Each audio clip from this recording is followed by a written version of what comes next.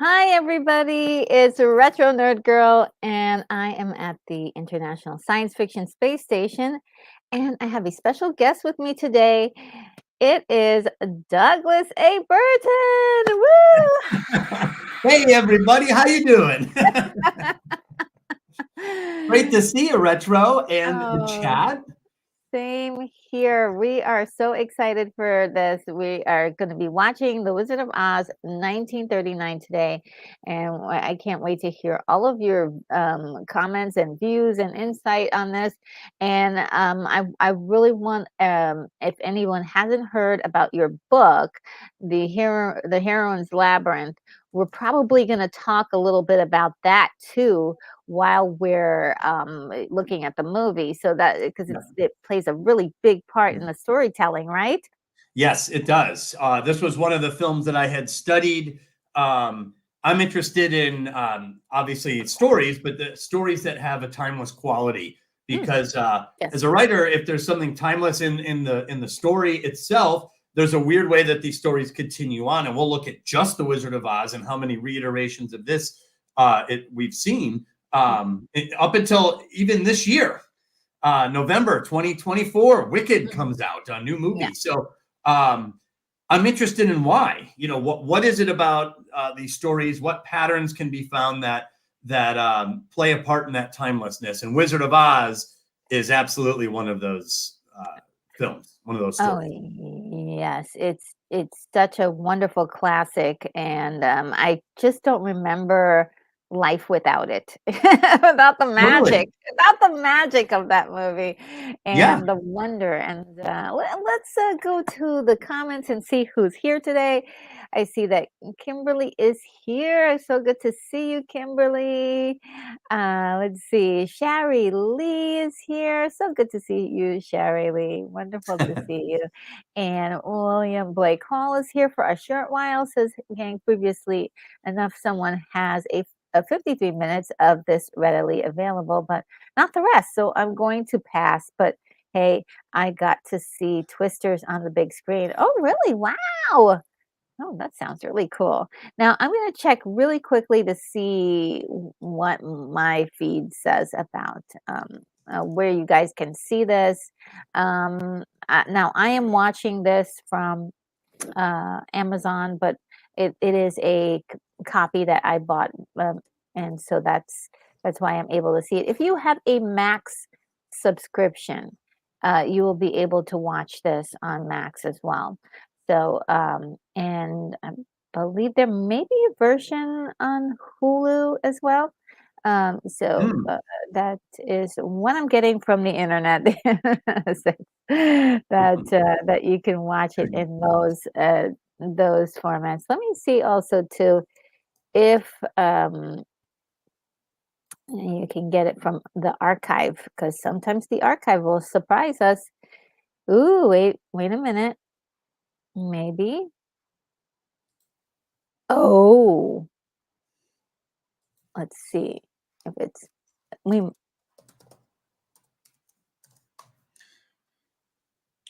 Okay, well, it does. I don't think it's got the whole thing on the archive. That's the only problem. Let's see. Yeah, it doesn't have the whole thing, unfortunately, on the archive. Maybe that's what you were mentioning, William, is that the archive did not have um, the entire thing, um, which is unfortunate.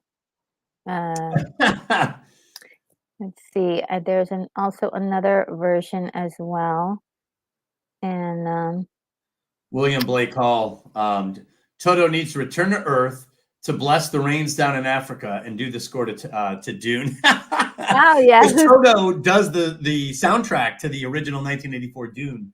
yes, they do. Oh my goodness, what a nice. That is hysterical. Yeah, okay. So I will pass on that. Let me just check something first. All right, so Stunt Brett is here. Hello, Stunt Brett. How are you? What's up, Stunt Brett? So great to see you. And William Blake Hall says, incidentally, Twisters is seriously one of my favorite recent science fiction movies. What a life. Computer problems kept me away for 10 days. So sorry about the computer problems. I know when they happen, it's terrible, but I'm so glad to have you back in our community and talking to us and hanging out with us. We absolutely love you over here. So love seeing you and all of your wonderful comments. And Keith E is in the house. So great to see you. And Lord Toth is here as well. Let's see. I'm just gonna scan through. We got Bigelow in the house. How are you, Bigelow?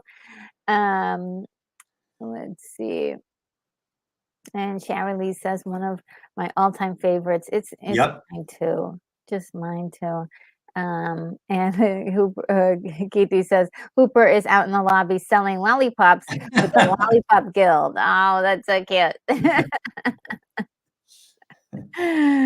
And Douglas says represents the He's a rep. Emily Kruger is here. Hello, Emily. How are you? And oh, look who it is. It's Sergeant Giratina's Rising Renegades. I like to call him SGRR. Really great to see you. Says hello, guys. Just dropping by to say hello. Enjoy Wizard of Oz. Thank you so much. We will. And Bonzo Kilborn is in the house. Spoiler alert! I'm melting. And let's see. And Kimberly says it holds water, hurls her water, douses the witch. Let's see. Yeah, this movie Okay. is loaded with like iconic lines. Iconic. And Keith E says, I can hear you, which is great because that Always would be nice. terrible if you guys couldn't hear us right now, but we would know. Let's see. And Bonzo asked a very interesting question. Have you read all of those books behind you, Douglas? I have read most of them. Yes. The two, just those two are Byzantine books. Some of those are pretty rare even. And then above that are a lot of my Cool. favorite reads. And then we've got Tolkien, The Hobbit, all my classics right there. So yeah, I've read most of these. Now, if it's a reference book, some of those I will skim through only to grab the information I need. But most of those books have been read cover to cover. And then, of course, retro with like these are all the making of movies. Yes. All of Star Wars, everything. So wow. yeah. Okay. That is so cool. Yeah, that's a great question. And yes, thank you for sharing that with us because I'm geeking out over the making a movie section that you've got there. And TV's urban legend, they always said that the first part of the movie was in black and white because the color movie cameras had not arrived. Oh, interesting, Keith. Yeah.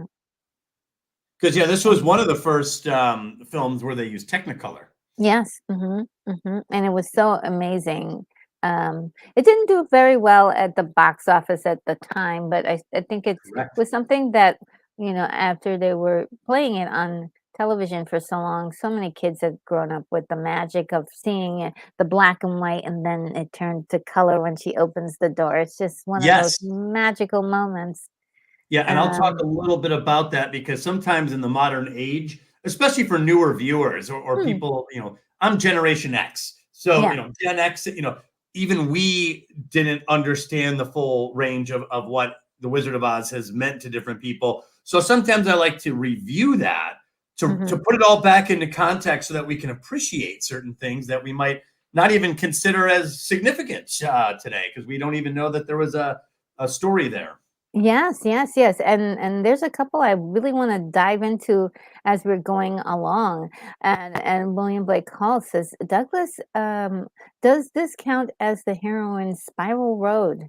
Yes. In fact, when I was trying to put together what modern heroines had in common with like the heroines from literature, like Jane Eyre or Elizabeth Bennet from Pride and Prejudice, Wizard of Oz is what helped me tie it together because you look at Ellen Ripley from Aliens. She's going through those air ducts and the hallways and everything. And, you got Sarah Connor trying to escape the mental institution. And then you've got Elizabeth Bennet and you've got Jane Eyre and Memoirs of a Geisha.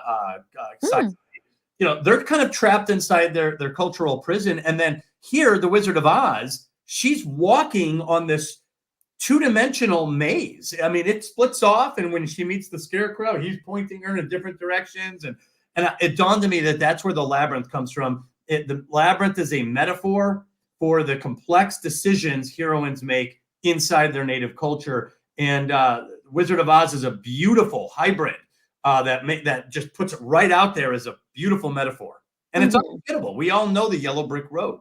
Yeah. And it starts as a spiral.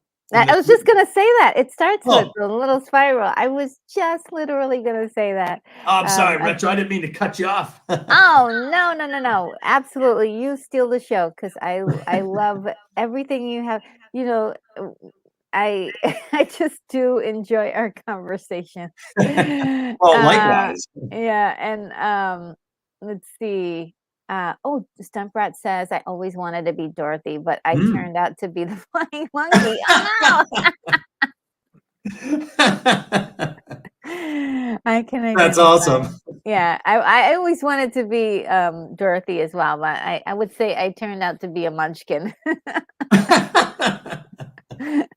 Oh my god, and, A munchkin. let's You see. guys are pretty self-deprecating there. Flying monkeys. The slime under her shoe, I was Oh, Oh man. my goodness. And Kimberly says that she's putting on her red heels right now, those ruby Nice. slippers. And also about the ruby slippers, wanted to say that uh, ruby slippers is specific to this version of the Wizard of Oz because Correct. yes, And I do think there's some, significance to the ooh, change, yeah. More so mm, that, from a heroine's labyrinth point of view, or I should even just say, patterns in feminine stories. The color red has a significant meaning, which I got from college analysis of Little Red Riding Hood, and why yes. her hood is red. Hmm. um, Red it always kind of symbolizes the coming of age of a young heroine, and so I was surprised, or I should say, I wasn't surprised to discover that when they did make a change, especially a visual change, Mm, uh, ruby slippers became kind of the symbol of Dorothy Gale's sacred fire, which was her desire to go away, her appetite, her yearning mm, for something more than her passion. provincial life. Yeah, the And passions those that ruby she has. slippers are like the red hood for Little Red Riding Hood. Yeah, that's really incredible. And yeah, red is one of those intense colors that represents passion.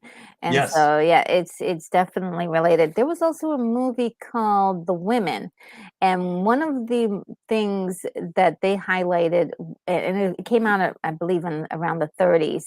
I don't have the exact year, but one thing that was accentuated was that the main character got her nails done in red, and that was her defiance, her moment, sort of mentioning, "I'm out there, now," and, Oh, doing wow. things. Yeah, it was a big thing. So I wonder if it was also something in the air about the color red at that particular time. Well, I think Um it's a timeless color. I think there's Mm, obvious connotations between coming of age, and womanhood and everything, but mhm, the color itself does permeate into our stories. And in yeah. fact, I even have you and Lorena Creole watched E.T. recently. Yes. And what's funny is E.T. is actually a heroine's labyrinth structure. Yeah. And what does Elliot wear at the end? He's A wearing red a hoodie. Little Yeah. Red Riding Hood, man. I mean, it's the Yes. same thing, even for a male character. I thought that was fascinating. But Yeah.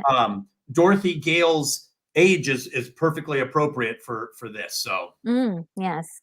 Um, yes, and there you have mentioned it in here. The clone yeah. begins in a spiral, Yes. and And in the some. book, Mhm. the Emerald City they say it's in the exact center of Oz in the books. Oh, yay. I think I remember that. I've read the books a long time ago. So Brett Yeah. says that she has a ruby slippers magnet on her fridge. Oh my God, I want Awesome. one too. I like Stunt Brat. Yeah, I know. Whatever Stuart Brett does, I want a twin. And Time Lord says Wizard of Oz is a classic. I'm a fan of the book. Wicked as well. Oh yes, yes. That was so good. And I did see the Broadway musical was fantastic. Koj is in the house. So glad to see you, Koj. This film is truly magical and special for its time and going forwards and for cinema. Love this movie. Yes, it's just timeless and fantastic. William Blake Hall says Toto needs to return to Earth to bless the rain. Oh yes, you read this. I Was love that rated ever line. to do the score for Dune. I know. I wish, yeah. And Time Lord says, shame Judy Garland had a difficult time making it. Yes, she did Yeah. have a very tough time making it because There were several things. Do you happen to know the story, Doug, at all about her life during this time? Yeah, I know. I mean, I know some things. Probably what a lot of you know. She did get addicted to certain drugs. Well, they were pills. They were to help her calm down, to speed her up, and to slow her down. And at the time, no one really understood the addictive qualities of these things, and so there was not a lot of care or concern at all Mm-hmm. for the actress beyond the immediate effects of these drugs that they were giving her. Yes. And there were multiple. I mean, in the modern day, they would call it a cocktail. Yeah. And so she did get addicted to them, and she did have a pretty severe decline, and she died in her 40s. So there's an Yes. absolute tragedy Mm-hmm. to the real life of Dorothy Gale in the real world. Yeah. So Yeah. pretty sad, actually. I think one other piece to that was she was about 15 when she started. She was started working on the movie. She also had a little extra weight on her, so they Oh gave yeah, her diet pills. And back then diet pills were basically like the most toxic thing you could take for your body. She's still a growing girl, so that was right. really hard. They also put her in corsets to cinch her in as well. So it was a pretty torturous time for her, as far as like, okay, you've got to now become this Hollywood image, and it kind of like bled into the rest of her career, that she had to kind of go down this route, and also medications as well. So Yeah, yeah, back then, if you had oh, I can't sleep, you took a pill for it. yeah. And Well, and Stunt Brad actually mentioned too. So in the books, Dorothy Gale is 11 years old. So pretty young, like a little girl. yeah, In the movie, she's I think 15, so she's a young woman yes, in this. And so they did like the weight. They said, you have a little bit of extra weight, you look more womanly. We want you to look more girlish. So that's why they gave her the diet pills. And they had to like bind her chest to make her yes, look younger. yes, And I mean, just all through history, corsets. In China, they would do foot bindings, where they would break a young girl's foot to make her feet yes. smaller because that was considered attractive. So women have really put up with a lot of crap for a long time, and my heart goes out to her. I mean, these are tough things. It was a tough career, but Yeah, even through that, we saw her amazing talent, and that's the legacy she leaves, is this gorgeous angelic voice that just was incredible throughout her entire career. And of course, and her wonderful her children, and of course Eliza Minnelli, who I love. right. Yeah, Bonzo Kilburn says the Wizard of Oz movie should be public domain due to its importance in American cinema and the amount of time that has passed. I agree, but it's owned by Warner Brothers, and so they're not letting go of that thing. They need that's a every pretty single. safe prediction. Yeah, yeah, they That's good. yeah, that's we wish it was, but no. Um, oh, but Timeless says that it's Universal. Is it Universal now? I thought it was with Warner Brothers, because it's on Max now. Um, Let me see who owns, and these days it can be broken up into like 50 different things. yes, yes. Uh, I thought it was Warner Brothers, but if it is the Wizard other one, of Oz. Warner Brothers. You are Warner correct, Brothers. Nicole. Okay, okay. Because They bought the rights from MGM, who originally produced the movie. Disney, when making Oz the Great and Powerful, was limited to using any of the particulars in the film, which okay. were not in the original books, which were a lot. Ah, man, yeah. Interesting. And William Blake Hall says Internet Archive has the book, which is nice, but not quite the same. And let's see. I'm just gonna zoom down. I hope if there's anything that I've said, or that you've said, that is really something that you really want me to Oh, mention, wow. please let me know. I'm really far behind here. And Keith E says, hit that like and subscribe. Retro needs 900 more subscribers to get to 9,000.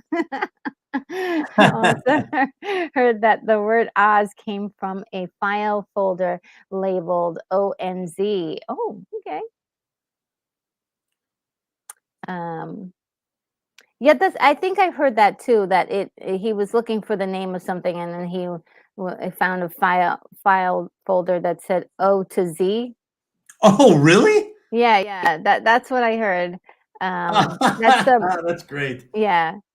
Um, and Koji says spiral very tornado light swept away Yes. and finding your way back from and through spirals. Very nice. Yeah. Koj, welcome to the stream, by the way. That's very astute. In the book that I wrote, I actually made the connection that the spiral, which is a great symbol for the labyrinth, actually does double it. Like if you could spin that spiral, it's a great symbol for hurricanes, tornadoes, and what I call the black swan in the book, which is the strange correlation between heroines and natural disasters or very, very complex patterns. Yeah, So yeah. that's actually a very excellent observation. Now, I did not see the movie, and it is on my list to see. But in the movie, uh, I'm skipping on the name right now. How could I do that? It's Inception. Oh yeah. There is a spinning Oh, the action top. in it. Yeah.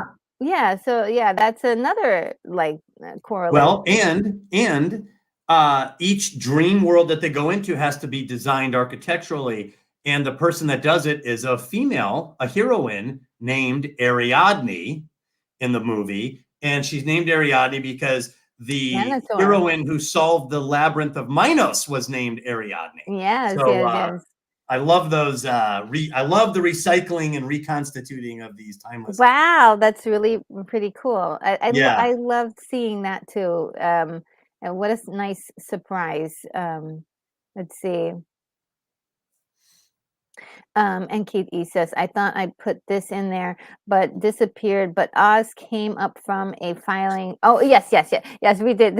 We did mention that. I had Yes, not heard that, so I really appreciate the knowledge that everyone's sharing here. This is great. yes. And Semprat says Shirley Temple was cast for Dorothy, said her dad read all of the Wiz books to her at night while her mom set her curls. Oh, that's so sweet.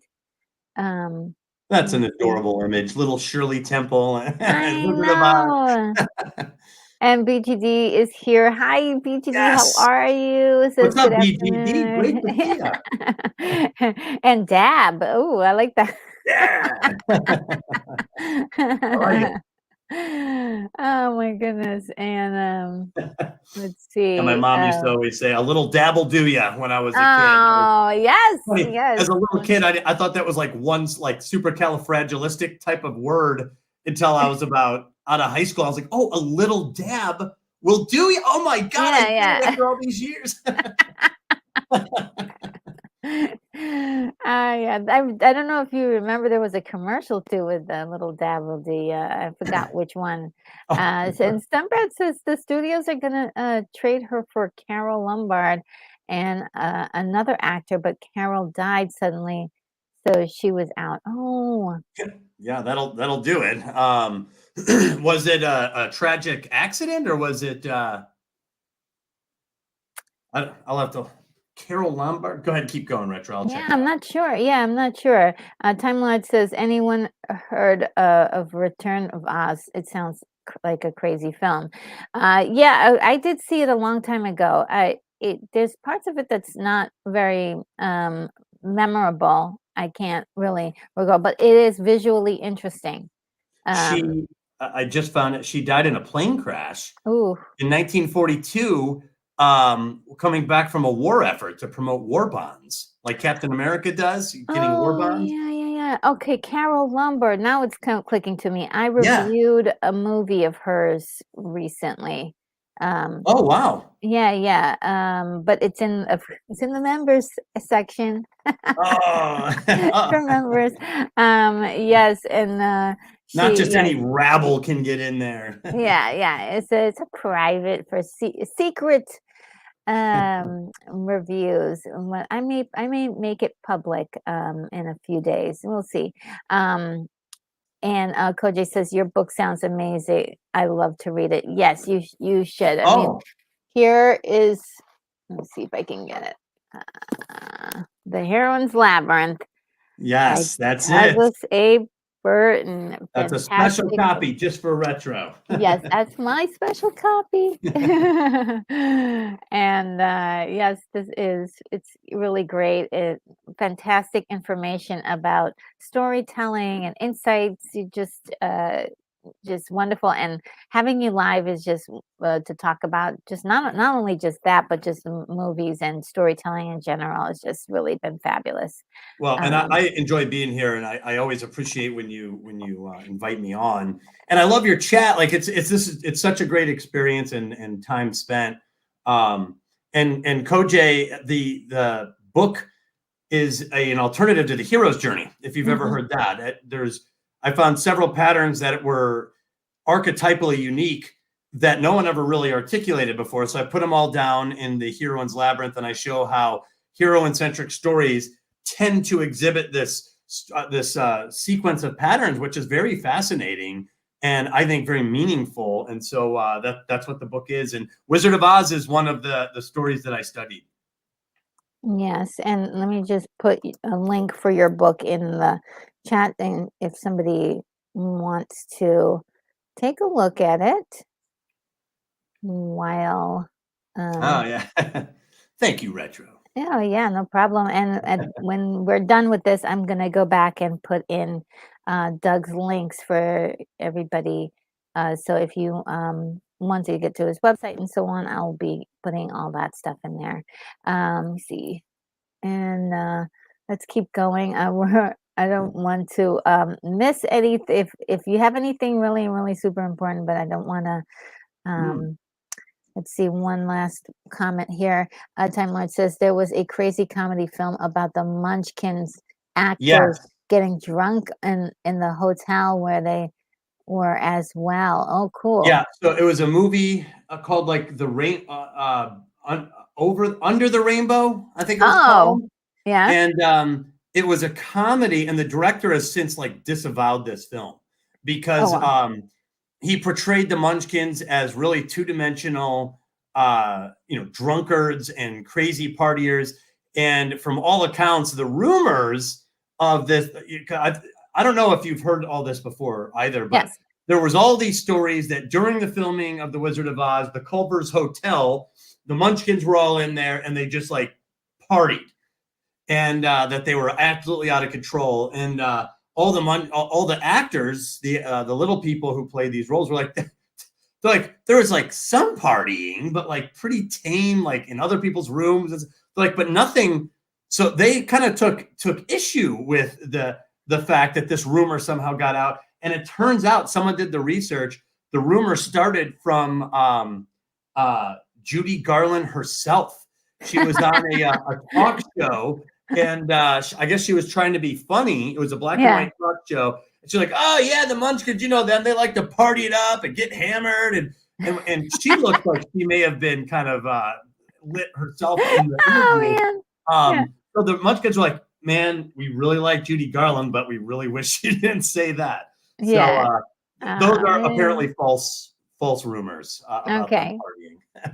Yeah, because yes, I've heard the rumor, and yeah, it's very interesting. I'm sure there were some people who did enjoy themselves, but I think probably not everybody. And Koji says there's Joseph Campbell's Hero of a Thousand Faces is Yes, a favorite of read of mine. Um, and we'll check out your book. Yes, definitely check out his that's book. It's a awesome. companion. We talked in great detail about how the hero's journey and the heroine's labyrinth can work excellent together. A great example of that is Star Wars. It's And called Wizard of Oz. Wizard of Oz and has some crossover elements. I think it was originally written as the person who wrote it, I think, attempted to write a hero's journey story with a female character. mm, Because in the book, it's not all a dream.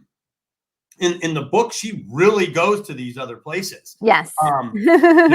So it's the readaptation for film where we get some of these changes, and the changes are pretty profound because they link up much more with a hero-centric tale. And one of my theories is that stories that have a little bit of both the hero's journey, and which will resonate to perhaps a lot of male audiences, and also I think our sense of wonder with the mythological experience of the unknown, and then also the heroine's labyrinth, which is the journey deeper within the native culture. And one fascinating recurrent thing with heroine stories is even a lot of stories where heroines seem to go into these fantastical worlds. These fantastical worlds are actually reimagined home worlds, where, like in this, the Scarecrow, the Tin Man, and the Lion, they're her farmhand uncles. Yes. The Wicked Witch is old Mrs. Gulch, who was trying to get Toto, and the traveling salesman is the Wizard of Oz, and Coraline has the same thing. It's reimagined, a fantasy reimagining of her home life, and more recently, Everything Everywhere All at Once has this as well, where her home life is fantastically reimagined, but the journey is actually much closer to home. So it's a real fascinating thing that seems to happen with a lot of heroines in heroine stories. And Wizard of Oz is a beautiful, beautiful example of this. Isn't it? It's wonderful. Yeah. And K.R. Nutt. That's the name of the movie with the where they have the Munchkins partying. Yeah, under the rainbow. Yeah, under the rainbow. By the way, I love your name, K.R. Nutt. And Stumbrett says, I remember working around at a MGM Studios called at that time. I thought my Judy walked there. Oh, you have to say it like, my Judy walked here. My, yeah. I have to. I'm sorry. I needed to act it out. I'm just messing with you. That was great.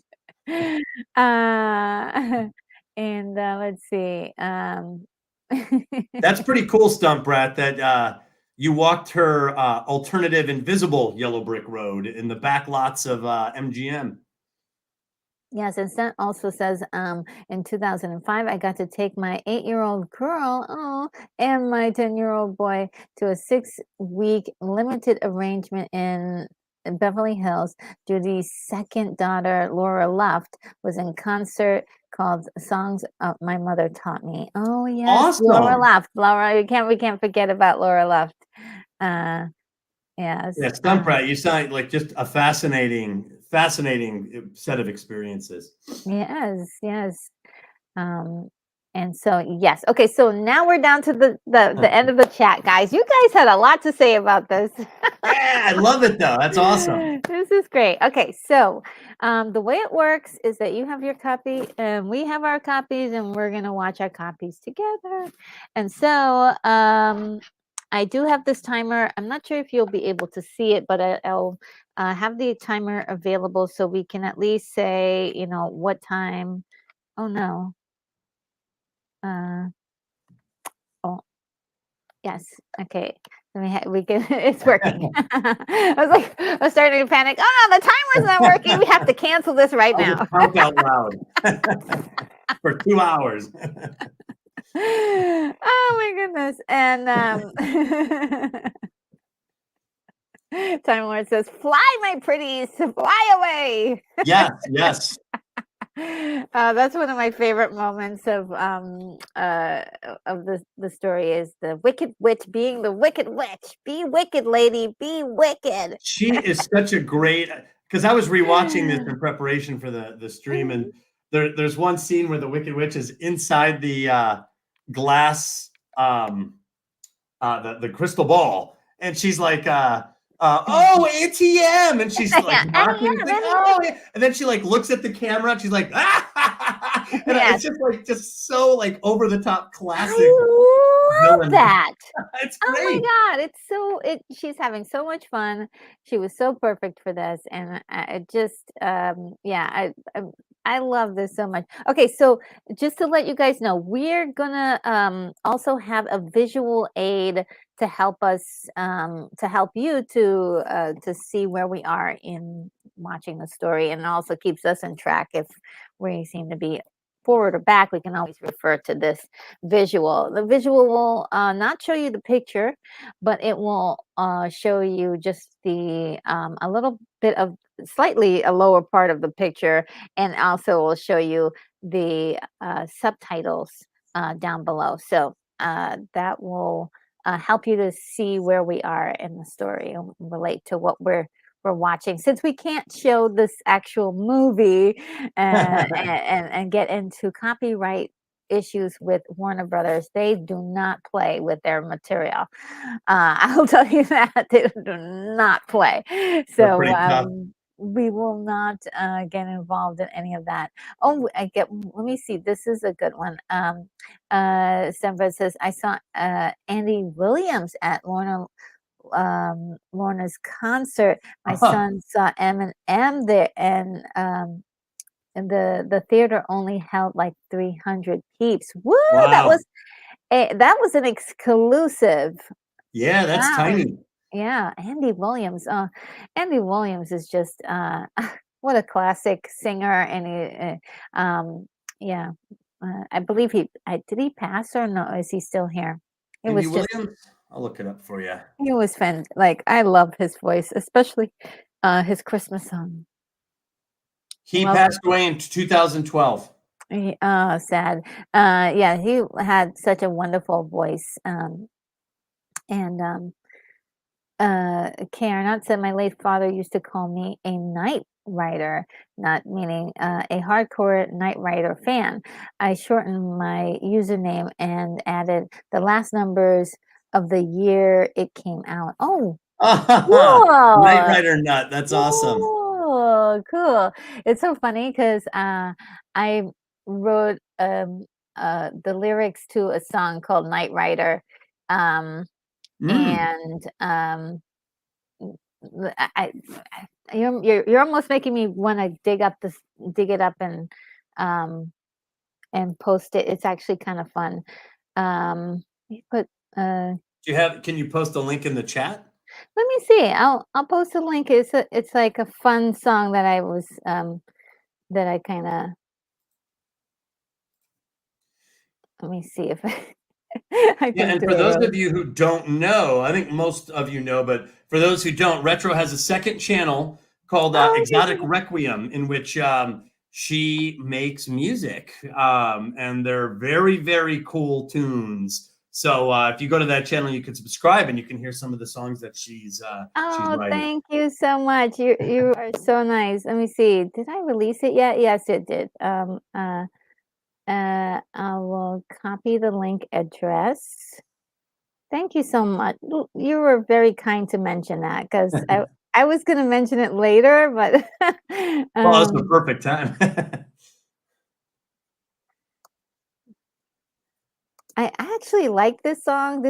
I mean, I like all of the songs I've done, but I like this one because it's like there's a couple of lines in it that I absolutely adore. It makes me, you hear something and it makes you feel like you're free. Yeah. Oh, yeah. Music has that great power to do. I'm like, yeah, and let's see. Stemper also says Lorna asked us to wait. She came out to the theater. We got pics. She was so impressed by my brats. So impressed my brats mouthed the words to her to all her songs. Oh wow, that That's is so awesome. cool. So the little stunt brats. Yeah. And Time Lord says, shame there are not any good Wizard of Oz films other than the original. Yeah, they haven't really been able to follow up. Now, I really do have high. Well, I'll say this: the Broadway version of Wicked is rather. I haven't seen it myself, It was but wonderful. right. So you've seen it? Yes, it was incredible. And the story itself is just so touching. I'm not that great of a fan of taking an evil character and making them sympathetic, but this was done before the wave of a whole bunch of that happening. So this Well, was and there's a you can do it. You can do it. There's a right and a wrong way to do it. Yeah. So I would say that Wicked is an example of the right way to do it. I think Maleficent kind of repackaged the character in order to pull it off. Yeah. Cruella did kind of the same thing. And I think The Acolyte just went straight on like, hey, villains are the right answer. We don't want good people. Like, so they got a little morally confused in The Acolyte, but you're right. I'm not a big fan of it either, but I think Wicked is an exception. Yeah, and I did, yeah, and I don't mind it so much. I just hate the wave of it, Right. and that we're not getting those juicy evil villains like we used to have. I know. We got to fight for, we got to see older movies before we get to that. So, just doing a little assessment here, and so okay. I think we're ready. Is everybody ready? Does everybody have their is everybody all called up for and ready I to had a go? gear up scene right before we went live, so I am ready to go to Oz. Okay. We are ready to venture to Oz with our fantastic girl Dorothy. All right, guys. So I have the countdown from 5 to 1, and I'll press play right when right after I say 1. So as if that was the next one. Oh, and Okay. Moonbeam is hanging out. I didn't Oh, see what's up, Moonbeam. Moonbeam? Moonbeam's here, but he'll be right back. And all right, guys, ready? 5, 4, 3, 2, 1, play. Ooh. Just the music brings me right into it. And before I go, I need to match up my copy, that wonderful music. And let's see.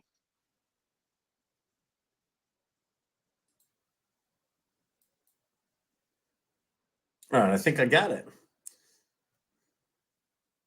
Yeah, it was funny. I was on a podcast the other day, and the two gentlemen who host the podcast are actually like 27 years old, and they were like Gen Z, and they watched Alien, and and they're like, yeah, they put the credits in the beginning of the film, and it just slowed it down, and I was like, guys, that was like totally normal until about 10 years ago.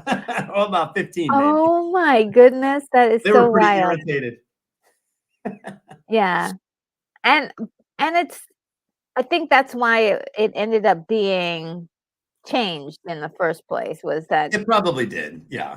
was because people wanted to get right into the stuff, Right. Now I think they get like the title shot, I think is the big Yeah. move now.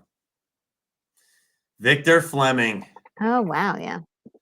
This guy made some of the greatest movies ever in American history.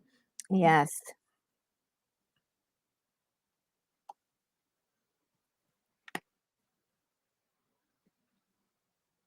The Young in Heart. We dedicate this picture. Oh, so nice. Oh, there she is. There's Dorothy and Toto. Oh, they're running away from Mrs. Gulch somewhere. That's right. Yes. Yep. She's at home in Kansas with good old Toto. I will never get tired of the accents of everyone in the story, because we don't speak like this anymore. So it's all totally different. Yeah, you're right. It is. It's kind of a lost American accent. Yeah. So great. And Auntie M is the one in charge around here for sure. Yeah. There was a phenomenon in the early 20th century. You had agricultural America, farmland America, and the industrialization of America. And so there was a big migration of people from farms to the big city. My mother came from a small town in the middle of Illinois and went to Chicago. And this was a pattern. It's Superman. 1978, he does that. He leaves the farm to go to the big city. You know, Hmm. that was kind of a classic moment. Yeah. So, and this is right there. So obviously these are all the farmhands who are reimagined in Oz. Yes, yes, I love that they did this in the story. And they're Yeah. all talking about related concepts that their characters will have in Oz. 100. What, do you have no brains? Why do but he makes a good point. Why doesn't she he's so good. What a great Youch! I've never spun around when I hit my That's like, but that there you can still see like the fingerprints of old Broadway plays, you know, Oh, yeah. theater acting Mhm. versus pure cinema. That's they're much more physical. Maybe even like hints of like vaudeville, you know, in the Yeah. acting. A little exaggerated, Yeah, yeah, which is fun. exactly. Perfect word. Yeah, it brings a lot of energy, a lot more energy into the scene too. Well, and even there, she's walking on the fence. It just suggests that she's, you know, she's got a little, you know, desire for adventure. You know that, you Yeah, know, a little bit of desire for something more dangerous. yeah. And a lot of hero centric stories have this, um, this desire for more than the world in which they're acclimated. Mhm, mhm, and their positioning in the world, their stature or Right the there, that's things how they find the Tin Man, by the way, in that pose. oh, yeah. They're gonna put a Yeah. statue of Okay. me, and she's like, "Yeah, yeah. So, get your work done first." But what were you saying? I didn't mean to cut you off. Oh, no, like, the position that they're supposed to stay in the culture, it seems to be a big, a big thing with these kind of heroines. That's right. The native culture has a claim on the heroine that is long-standing, that there's certain expectations and plans for her, and in a lot of literature, it's for courtship and marriage. Yes, Um, yes. you know, and here she's expected to kind of stay at the farm, and Yeah. so she, like many heroines, has other aspirations and dreams that go beyond the farm, and she's giving us a hint of that right now. Yes.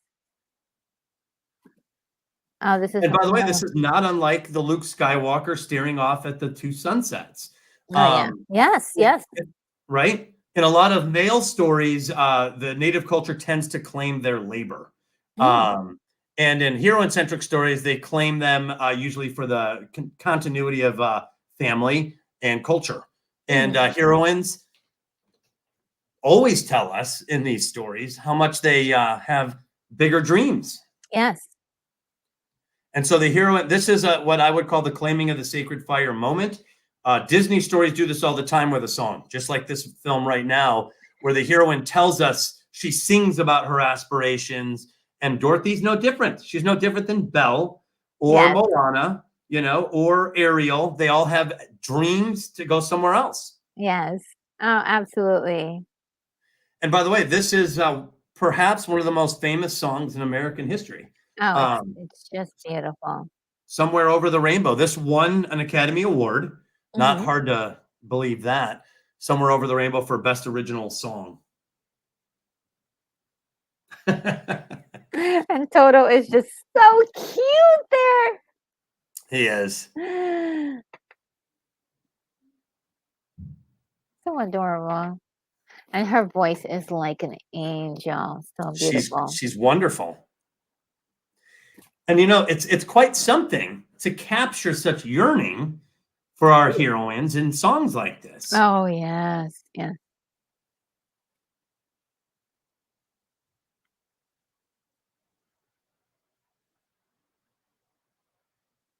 Aw, Just beautiful stuff. yeah. Even, like, the cinematography is just incredible. Black and white, sepia tone, if you will. Yeah. Sepia tone, that's Uh, right. and they're able to capture so much depth and color, uh, you know. You know, there's a song that was written in the 1970s, kind of a counterculture song where it's called Dorothy, and she's like, Oh. "Why didn't Dorothy stay in Technicolor Oz instead of coming back to black and white Kansas?" And of course, here's Mrs. Gulch. Yes, my favorite. And this guy is not, he's not much to He's stop her great. at the corncob pipe. You mean she bit you? Oh, she bit her dog, did she? He knows what he's No. doing. I love Mrs. Gulch's response. Yeah. No.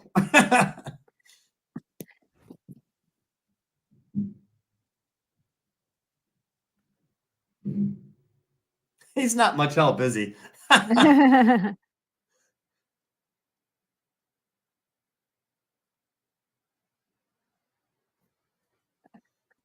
She can send me to bed without supper. I'm like, wow. They really like punished those kids back then and sent them to bed. Well, but she's trying to protect Toto here, you know. Yeah. She is. Which Oh, shield maiden. it is. Now there's a couple Shield Maiden moments in here for Dorothy that I really Mhm. appreciate. They're Oh, subtle. yeah, They're more wonderful, yeah. subtle than perhaps like Ripley coming out in a loader, but Yeah. they're there nonetheless. And there's something about the heroism of female characters that I really appreciate. Yeah. She's not letting go of that. She's like, look at Mrs. Gulch. God, if I don't like her. Yeah. But you know what? Mrs. Gulch isn't totally in the wrong because the dog, Dorothy keeps going um, past Mrs. Gulch's place and letting the dog go into her garden. Well, and that was what I think the one of her farmhand uncles said. Yeah. Don't go by her house on the way Yeah. home. Pick another Yeah. route. What, ain't you have any brains? I love because I'm a Christian woman, I can't bear to say it. And I Come on, love Annie that M. We really want to know what you had to say. Yeah, come on, Annie M. Let it rip. And I Oh, do love Toto. how they were able to match up her bike riding to her broom riding, like Yes. in profile. So Yay, good. Toto's back. And for storytelling, not just heroines, but all stories, you want to show that your hero or heroine has some level of compassion, and this obviously cements Dorothy and Toto. Yeah, We're on yeah, her side. yeah. And she's only running away because she wants to protect Toto from being taken to the pound and possibly being, you know, Destroyed. euthanized. Yeah. Yeah, and we sympathize with that. Yeah. So this is very hero's journey-ish, by the way. Mhm, mhm. The idea of leaving home in order to confront something out, away from home. Now Yeah. she's just straight up running away. Yeah, she So is. that's a little different. That's not really a soldier's departure, Yeah. but or a warrior's departure, but it's a departure nonetheless Yeah. in this context. I love him. He's so great. He's great in this. Oh, man. Frank Morgan playing Professor Marvel. She's so cute. She's like, "How did you guess?"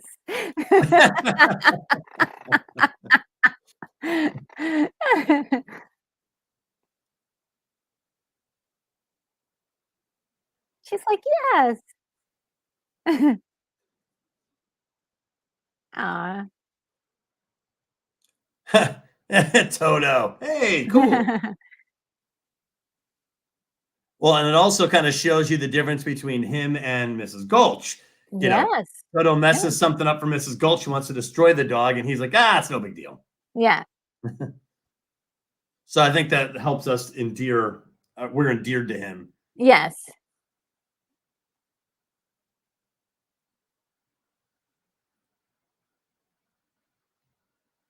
I've always wanted a room like this.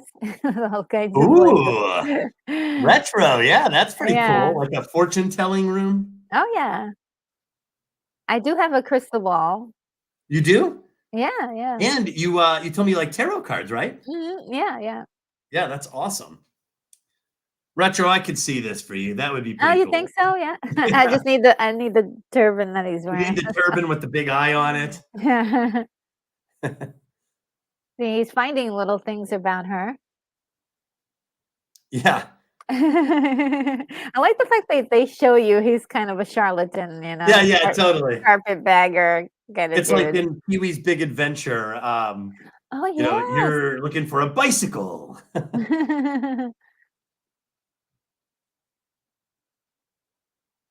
She's so cute. Yeah, she's just hook, line, and sinker on this. Yeah. So, what do you see in there? He's like, oh, we see a lot.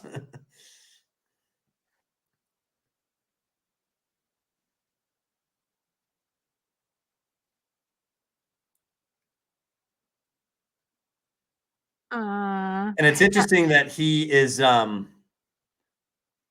to steer her back home. yes. So there's two theories. One is that he is possibly he's a good person and he's trying to get her to, run away. Right. Or he's like, "Oh, she's gonna be wanting to hang out with me, and so I don't want her Oh, hanging I didn't around me even in my see that one. travels." Yeah. I don't want My any my baggage. impression is the first one, that he Yes. realizes she's a runaway, and he's like, Yeah. "Oh, you're breaking your aunt's heart," and she's like, "Well, then I got to get back home." And he's like, "Exactly." Yeah, and, I think the proof of that is that he shows up at the end too, to check on her. Oh yeah, that's right. You're totally right. Mhm. Yeah, yeah. And here we start to get a glimpse of the weather's picking up, Yes. and the black swan is the archetypal design in hero-centric stories, Oh, where yes, there's a strange relationship between heroines and natural disasters or super complex patterns, yes, which can be viewed as chaos or randomness. But they're really complex patterns. And here we have, you talked, I think Koj mentioned the spiral, the yes, tornado. yes, Here we have, so here you have a tornado coming in and devastating this area and causing an emergency. So the black swan usually upturns the native culture, and I think there's a reason for that. If hero-centric stories, the heroine tends to stay home. No place is immune to some sort of disruption at some point. So I think that might be one of the reasons why you see a lot of these scenes. You could think of like Gone with the Wind. Her mhm, home is, that scene of Scarlett standing there while all of Atlanta is burning down right yes, behind her. Coraline, the world comes undone at the end, but these scenes of heroines and this sort of extremely dangerous upending of the culture, there's a lot of these images, and Wizard of Oz is one of the most famous with the yes, yes. tornado. For some reason, this was, like, my favorite part of the story. Well, and it's Uh, a pretty convincing, that tornado effect totally holds up. yeah, yeah, and they're on the set, and that tornado is made out of stocking material, that they had rolled up. It looks great. It's all Wow. practical. Um So it's all about illusions and things like that. I just love that. But that's a pretty darn good one for 1939. Yes, it looks very convincing. Yes. I mean, it beats a lot of the CGI tornadoes that I've seen. I did see Twisters recently, and that was Oh, actually yeah? pretty good. It wasn't great, but it was a good movie. Oh. Oh, here And it now I goes. wrote a blog one time about something called liminal space, and liminal Mm. space is the space in between where you were and where you're going. Oh. And there's this strange propensity for unconsciousness in these moments, and Oh, yeah. Yeah. um, it's happening here. She actually passes out when she's in the liminal space between Kansas and Oz. And of course, this is just fantastic footage. Oh, I isn't Her it? waking up and seeing all the images just floating around like it perfectly intact, Yeah. which suggests it is a dream. Yeah.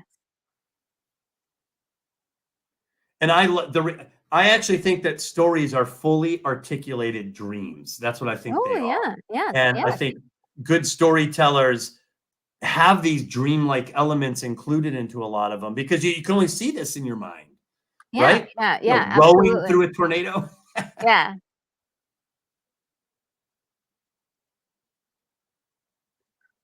Poor Toto. This is Gulch. Dun, dun, dun, dun, dun, dun, dun, dun, dun, dun. Nice, nice transition. Oh, just beautiful stuff right there. I can't look. I have tried to duplicate that laugh, and I just can't. She It's, is just I mean, it's so specific iconic. now. Yeah, it's just the one of the most wonderful laughs ever. Oh,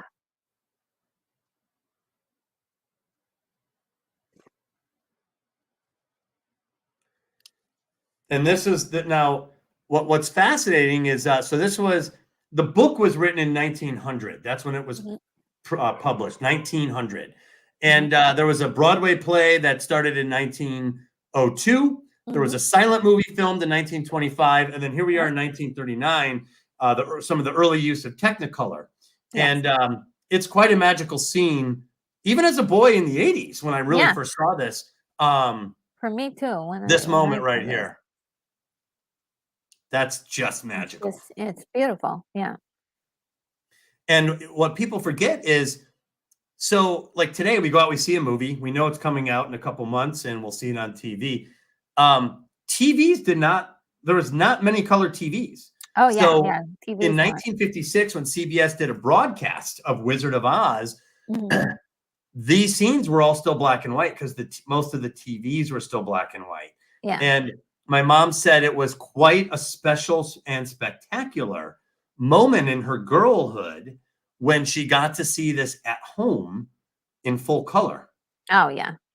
I mean, we Is take it? color for granted today, but I mean, it was like, I remember seeing Avatar in 2009. It was like just a whole new experience. And that must be what this was like. You know, this is Yeah, like Pandora. It's this beautiful, colorful, exotic world that comes to life in a way that you've never seen before. yeah. There's the And spiral. oh, yeah, there it is. And, the other thing is that this is not set on planet Earth. It's well, at least it's not the Earth we know of. This is her mind, imagination, some other dimension, Right. possibly, but So this Christopher, isn't the way we see Earth. correct. Yeah, this is like an alternative Earth. Um, in Christopher Vogler's analysis of story, there's the Mhm. ordinary world, which is Kansas, Yeah. in this case, and then the special world. And with Ooh, heroines, there's a beautiful and interesting relationship between the special world and the ordinary world. They're kind of side by side. This parallel existence. It's very special with heroines.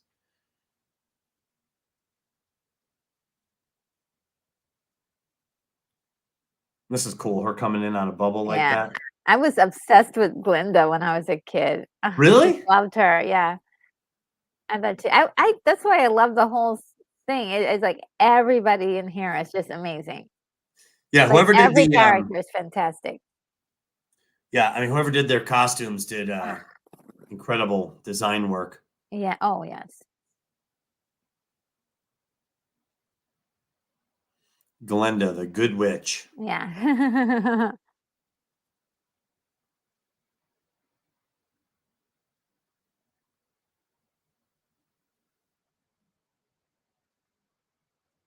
And poor thing. Just like, oh snap! I killed somebody. Hello, you're a murderer now. You're a I am. murderer. Well, it was an accident. Yes.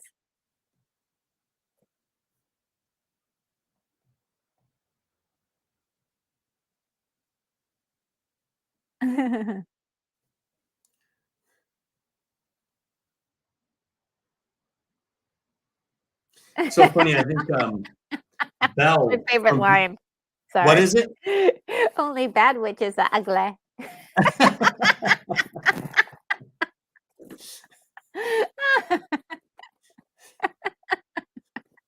It's so funny. The actress who was cast as the Wicked Witch, Mhm. I guess she saw the casting call, and they're like, "Oh yeah, they're looking for a good witch." She goes, "Ah, that can't be me." And then whoever they were gonna do for the Wicked Witch of the West dropped out, and so the audition called. It said something like, casting for the Wicked Witch must be ugly, and the poor woman, she's like, "Oh, I guess that's my call." And I was like, "Oh," she's like, that was for her. But obviously, the self-deprecation aside, her portrayal of this Wicked Witch is perhaps amongst the most memorable aspects of this film and this story. Yeah. I have not seen a match for this kind of villainy and also fun with it, Oh yeah, and just the character in general. There has not ever been anybody to, dethrone her, if you will, as correct. the queen of Of the cackle. queens. Yeah, that cackle is like she's like it goes up and she's like ah! And then Yeah, it's it's just a like high pitch. yeah, it's like And man, these songs are fantastic. yes. And Like townspeople gossiping to each other, passing information. yeah, and they're all really tiny, so they barely come up to her hip. So Yeah, they're, like, really small. It's really cool. I love that. I love the music here and the Oh, lyrics. it's great. This whole sequence is just incredible. I mean, look, even today, all those colors, that color scheme is incredible. Oh, yeah, yeah. We thank you very sweetly. For killing her so neatly. Oh, And man. what's funny is I never thought this as a kid, obviously, but they really designed the militaries of Oz Hmm. as pre-gunpowder European, Oh, yeah. looking. They have the Mhm. halberds, those giant spears with the, Yeah. different, and the very, I guess those are like muskets there. So yeah, that's like Napoleonic era Napoleonic militaries. era, yes. I definitely see it. Yeah. Oh, look at these guys. Oh, so Burr, burr, cute. burr, burr. The mayor. And he's As got, like, little mayor. flowers coming out of his shoes. A the layer of Munchkinland. Exactly.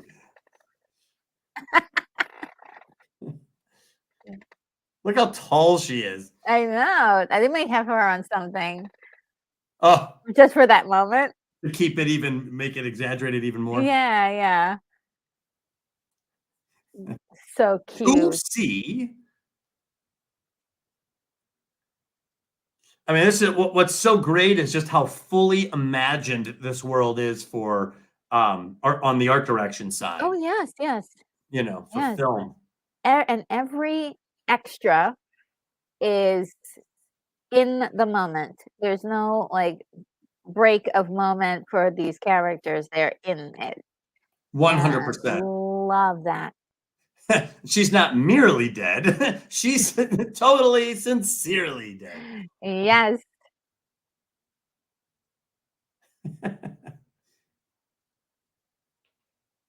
This is great, and this is iconic.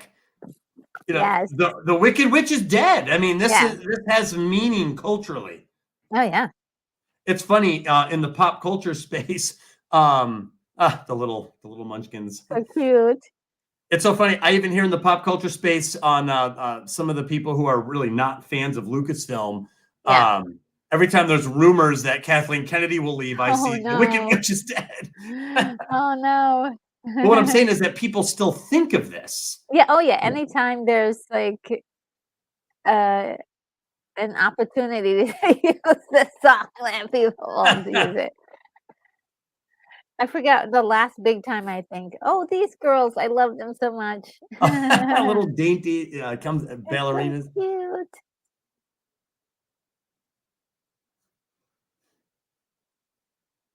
Aw, The Lullaby League. yeah. Aw. Look at them standing on their toes. God. Oh, these little boys. And They're these so guys cute. are eternal. Yes. These little 1930s street toughs. It's like the guys that like Pinocchio was with in that Carnival Land. Yeah. The They're lollipop. gonna remind me of the Little Rascals too. Oh, totally. Yeah. Tra la la la la la la.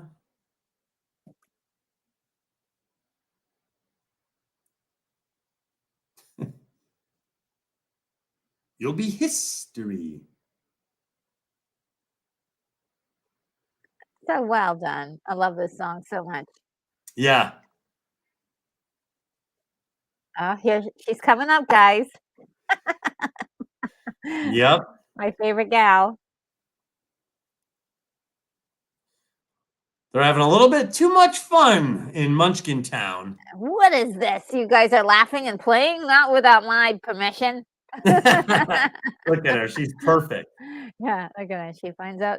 Who killed my sister? No. I love Dorothy. She's like, I thought you said she was dead.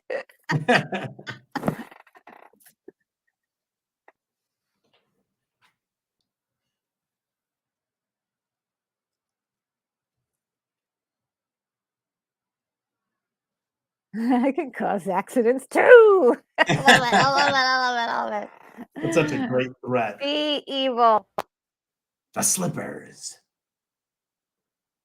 I love how the feet coil up and Yeah. it's so Yeah. unnatural. Yeah, yeah. It's supernatural. Yeah, it's like snakes that are recoiling. So there, the ruby slippers are now on Dorothy, and I think these are her symbols of her desire to want to go off. You know, as she's coming of age, she has her own aspirations. And keep in mind, in a lot of heroine-centric stories, the villain tries to possess the sacred fire of the heroine, and that's exactly what the Wicked Witch wants. She wants those slippers. Yes.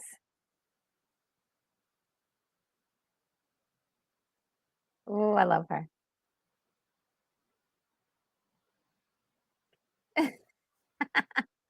Just try.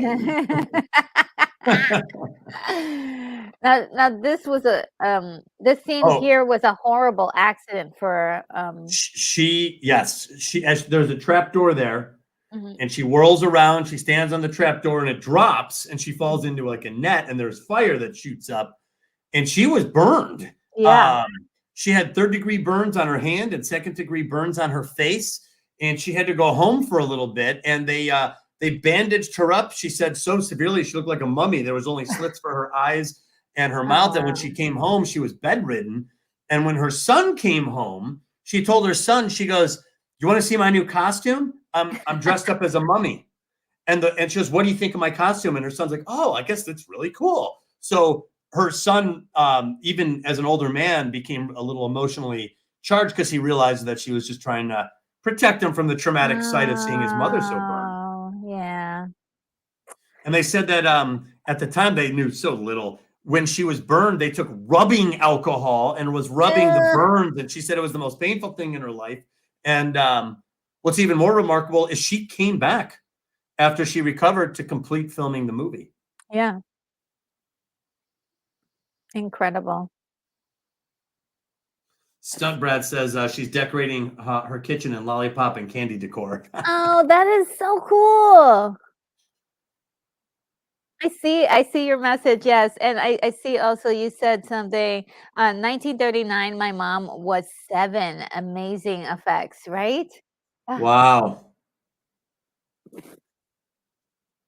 Oh, no, I think my mom wasn't born yet. My mom was born in 52. Oh, okay. Yeah, I think my mom was born in 59. Oh, 58 or 59, I'm not sure. Oh, here she goes. She's beginning the spiral journey. Follow the yellow brick road. Follow the yellow brick road. Yeah, the spiral. I love the way everybody has different voices and they're like all like Yeah. and one guy is like, "Follow the yellow brick road." Retro, that was awesome. Thank you. I'm here all week. Be sure to tip your waitress. And these are iconic scenes. Yes, I mean, so there's wonderful. there's Judy Garland as Dorothy with Toto, and she's skipping toward the camera, and then that's an aerial shot with the Yeah, whole of Munchkin Land following, yeah, seeing her out. yeah, and look at all that beautiful artwork behind there, the matte painting of that. So good. Totally. I saw an interview with Greta Gerwig who emulate. So here you could see like the Mhm, labyrinthine yes, imagery here. yeah, It's not a linear journey. mhm, Um, and Greta Gerwig, because she does a pink brick road for yes, Barbie yes, with a yes, spiral and everything, and so she calls it what'd she call it? Authentic artificiality mhm, in the background, which she tried to emulate in the movie Barbie. yes. So now Well, this is a form of misdirection for the heroine. You saw that with Sarah in Labyrinth. yeah, Heroines are often misdirected or redirected inside the labyrinth in their stories. Um, Trust I say is a rare commodity. So heroines are, sometimes there's some sense of confusion as they try to navigate these worlds.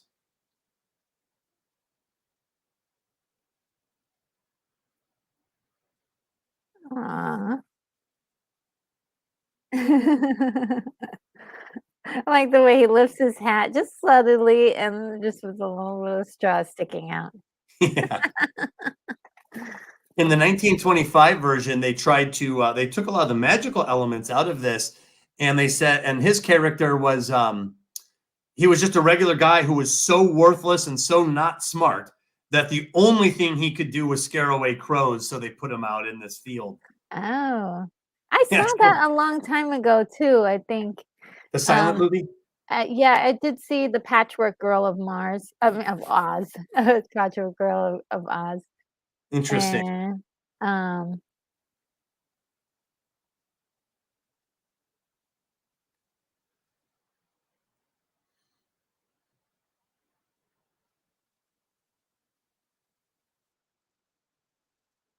oh, there goes some of me again. I love it.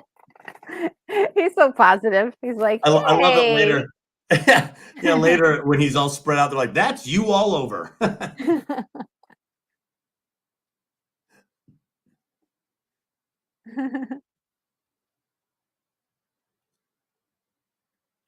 Look, these crows aren't even scared of him. I mean, they're like landing on him. They're like, "Hey, I need this for my nest." Like, get out of here, scarecrow. She's very sympathetic. Yes, yes. What I loved in the Wiz is they had, the crows actually talk to him and taunt him, in the Wiz, which was really great, and, of course, Michael Jackson played the Scarecrow in that. Oh my god, I completely forgot about The Wiz. Yeah, so What good. year was that? I believe 78, I could be wrong. 78? It Was was it in that the early? 70s. It was in the 70s, yeah. 1978 retro. Well done. Yes! Well done. I'm impressed. Now don't ask me my name. I used all my thinking, marbles for that. Well, you hit the bullseye on that one. Oh, good.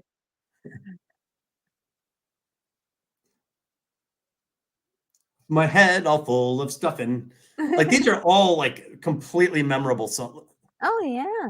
Even the way he portrays him, almost like just boneless, Yeah, just all over the place. exactly. Just like he I love it when he's, like, trying to put himself back together. He's so cute. Arms akimbo.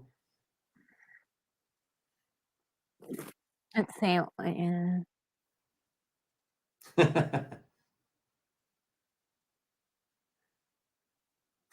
Keith said his boss's ringtone was "If I Only Had a Brain."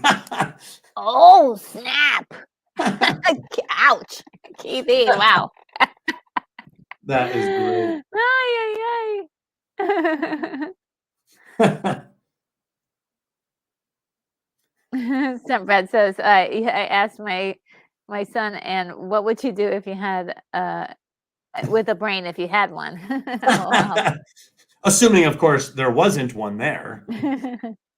Yeah, my son's brain will turn on and off, and it's clear, it's very obvious whether it's on or off. I mean, for poor Judy Garland, she must have had her hands full with this actor. He's like all Yeah, over the place. yeah. There they go. Now they're in sync. I bet it was fun because, when you're with an actor who's doing so many like physical things and you have to kind of keep up with them, Yeah. eh, and you love performing, it could be fun. So Yeah. Well, and it's funny it looks because like they have a good rapport. oh, 100%. Yeah. 100%. I totally agree with you on that. And it is interesting to see how he adds in, a little bit of Yes, looseness yeah. into the movements. Yeah, like he could barely stand up on his new feet that he just started walking on. Yes. Now, what's interesting is hero-centric stories have the poisoned apple. Ooh, And yes. now this is not that, but No. it is interesting that we still get the apple imagery, which is Mhm. so prevalent. Yes. And you But think of we Snow White, you know, but we do get an poison apple moment in at those copies. 100% poisoned apple Yeah, moment. yeah, yeah. These And trees kind of scared me when I was a kid. oh, aren't they? They were like probably the scariest thing. Well, maybe Well, not. well, Maybe they maybe weren't that forest friendly. was really scary. Well, when you're a kid, an unfriendly like person or adult is like, oh, really? People can be mean. So like this guy was like, Yes, really rude, and so look at these true. guys. And then they like start throwing apples at her. I know. He's like, come here, you. Look at that. They're winding it up. They're I mean, that's like cartoon, like Bugs Bunny stuff. great. But that is a great effect. And they're like, yeah, that's the best way to get the apples. We wanted apples. Yeah. And who thought of it? Uh-huh. The Scarecrow. The Yes. Scarecrow throughout the story does have a lot of plans. He does do a lot Yes. of thinking. Yes. He has a lot of ideas that he puts into he suggests to Dorothy, and she's like, okay, let's do it. Right. Of course, here's the Tin Man. In the book, he's called the Tin Woodman. Mm. And what's weird in the book, he has more of a backstory with the Wicked Witch. Yes. Yes. Yeah, he that axe was taken and they would cut off a limb, Mm-hmm. and this tin smith would replace the limb with a tin one. Mm-hmm. And this went all the way through, and the only thing that was left out was his heart. Yeah. Oh, yeah. So a little bit, and it was the Wicked Witch that kept chopping him up. Yes. So that's why he had kind of a It's grudge. sort of like the story in the Avengers, the Guardians of the Galaxy Oh, with Nebula. with Nebula. Yeah, I didn't even think about that until Wow. just now. Yeah, with Thanos and Nebula.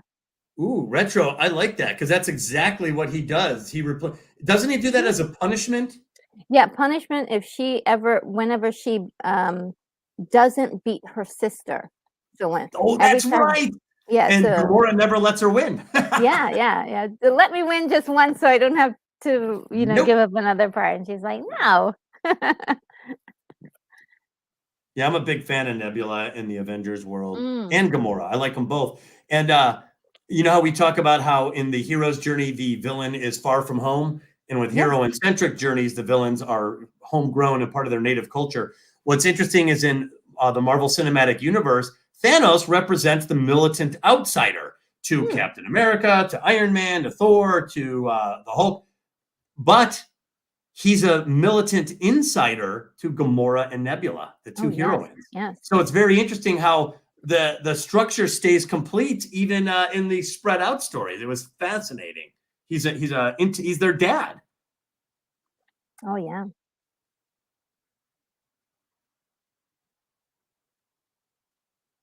And this Oh. poor guy was poisoned by the makeup they put on him. Well, The well, aluminum. well, this was the actor that came before him. Oh gosh, I forgot the name. The actor came before him was Buddy, but yes, Buddy Ebsen. yeah, Buddy Ebsen. Yeah, he was badly poisoned by the makeup. The aluminum. Well, Uh, I guess it was twofold. One, they put it on his skin, and it was going in through his skin. Plus, he was breathing the aluminum ah, particles, and he became half paralyzed. Temporarily, but it was enough to knock him out of the film and out of Hollywood, I guess, for a little bit. And then yeah, this guy came in and was able to fulfill the role, but yeah. um, pretty I'm rough sure stuff. I'm sure he had some problems with that makeup too, but yeah, not as bad as Buddy did. Oh, it was sounds so horrible. It does, and it's just not fair, you know. Yeah, because this could have been his, opportunity. But you know, uh with Jack Haley as the Tin Man, he did a fantastic job. So Yes, he did. he took that opportunity and ran with it. Yeah, there's a couple scenes I don't know why I really like him in him. Like in particular, I like him in the whole movie, but there's a few scenes I don't know why I get a kick out of his acting. Yeah. Like the scene at the end when he's talking to the wizard and he's like, "Well, me and my friends were going on the way," and the wizard's like, "Shut up!" And the wizard is yelling at him, and he's like, and when they're always when they're scared, the Tin Man shaking is the most obvious. Oh, yes, it's the best. It's like Yeah, it's perfect. I love it. And Stumprat said when her son was 3 years old, he'd get up in front of the TV and dance alongside the Tin Man there, and Oh. perfect synchronicity. Oh, wow. Nice. I, Oh, I, I always love this one where he rocks back and forth. yes. I always wanted to know how he did this, and then Michael Jackson ended up doing this sort of on stage too in his Yeah, probably by performances. himself. Yeah, so good. I was always looking for the string. I was like, "Okay, where's the string that's holding him up for that moment?" Ah, you were Yeah. trying to bust him. And I was like, "Where's the strings? He's gotta be on strings." Wow. I always love the sound effect for that oil can. Yeah, yeah.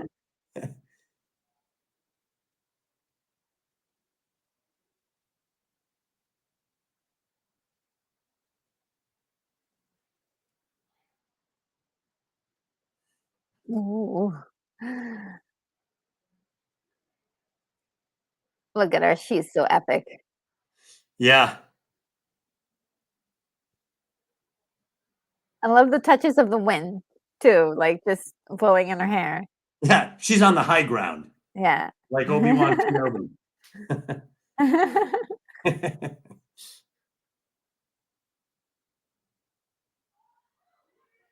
You're right. They have the wind effect.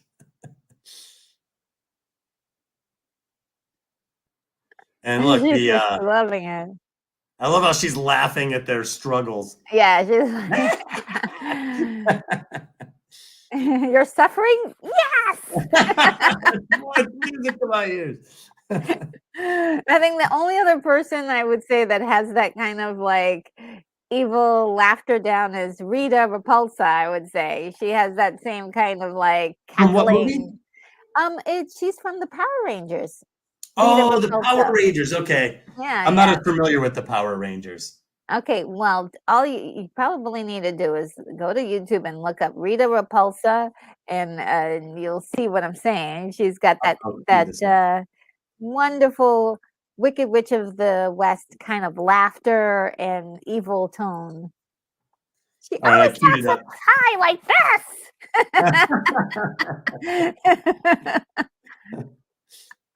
I think that's part of being evil. You gotta talk like this.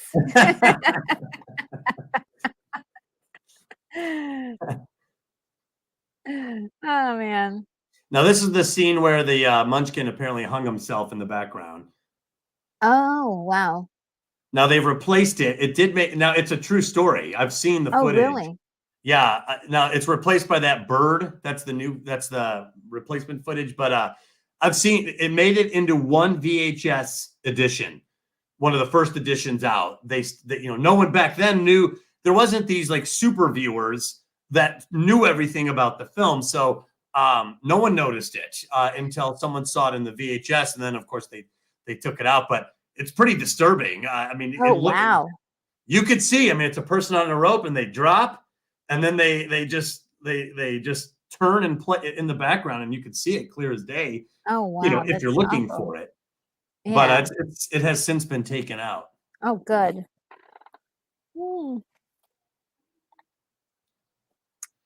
The Dark Forest. Oh yeah, this was definitely the scariest part, especially the sign. The sign was like, I was like, oh no. Lions, tigers, and bears. Oh my. God, quotable after quotable. I don't know how many times I've said that, like just in general, or as oh, uh-oh. Great sound I effect. just love the over-exaggerated acting. Yeah. And then this guy just owns this role. Oh yes, he was fantastic. Look at that jump. I very, very nimble. Yeah.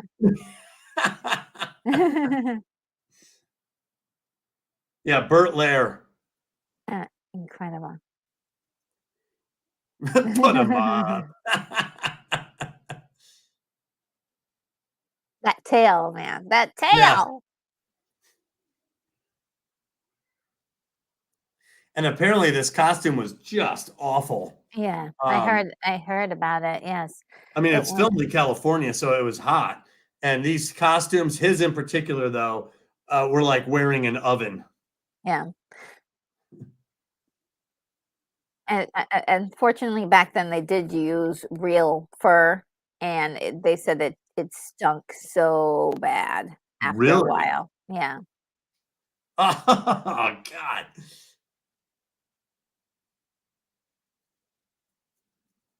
Yeah, I love the rust effects on the Tin Man. Isn't it great? Yeah. He's been out in the rains. He's like, you know, So this is a Shield Maiden moment. Yes, He's coming after Toto. Yes. And she's trying to get away, and then she stands up to him and she cracks him one. So the Shield Maiden is what's it's a physical interposition between where the danger is in front and whatever she's protecting is behind her. Yeah. And I call it the red line. There's a red line drawn, and the heroine says, "Not one step further." That's right. Don't you cross this line. And she is the sole enforcer of this line. And I also regard it as important because it shows that she has her own moral authority that she's prepared to enforce alone if necessary. Yeah. And so now she does that here, and it changes the whole tone. He backs down. He's actually in a big old softie, and threat neutralized. Yeah.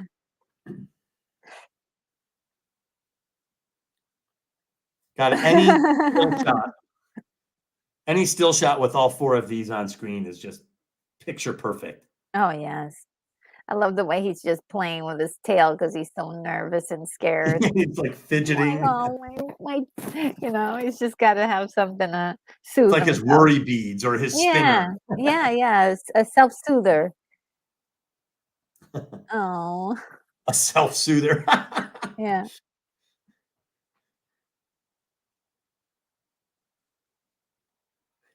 Alex pulls out a hand. Yeah.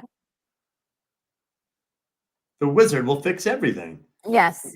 And so yeah, this is hitting on something that that Dune was talking about, the book Dune, about following leaders blindly, you know, sort of they kind of hint like he's gonna make everything magically wonderful. We just need to find this wizard guy.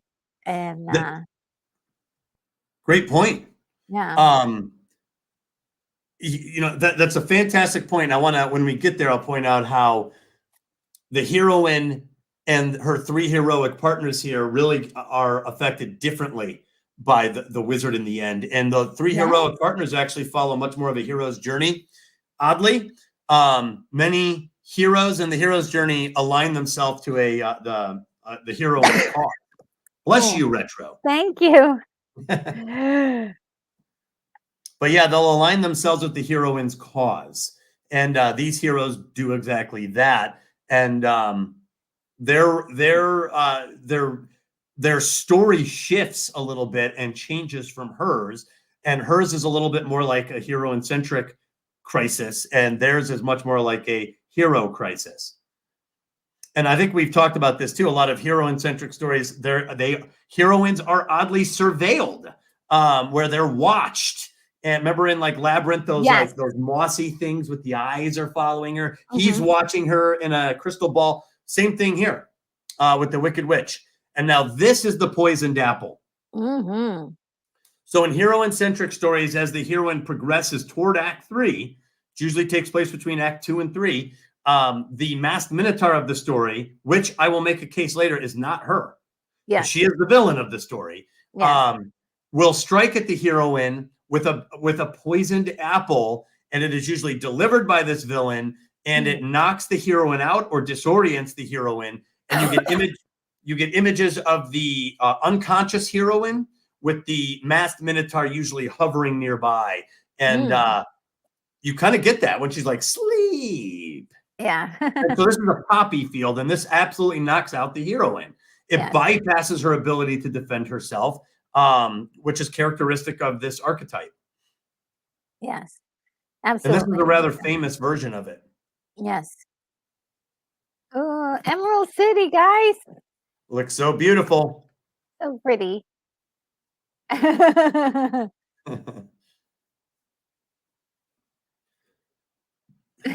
love the way she's like, he must be a wonderful wizard to live in a city like that. She's so like enthusiastic. I love it. Yeah. Oh, getting a little tired here. Ah.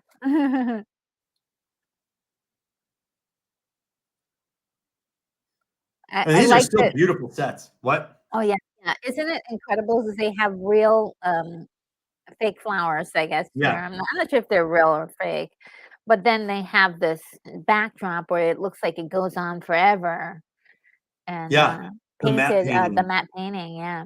So great. So here we get the unconscious heroine after the villain strikes. Toto's already down. Yeah. So there we have it, the unconscious heroine. She's and this happens repeatedly in heroine-centric stories, and you'd be amazed to see how often. But she's out. She's either disoriented or unconscious. Oh no, his feet are still sticking up. I love that. You know, I think most of us to this day, when we play with like little kids and we fall over, we all put our feet up like that. I think it's just because we remember the lion doing it. Yeah. Yes, Moonbeam, 100%. The poisoned apple. Yes, the poisoned apple. Thank you, Moonbeam. It's so good to see you in there.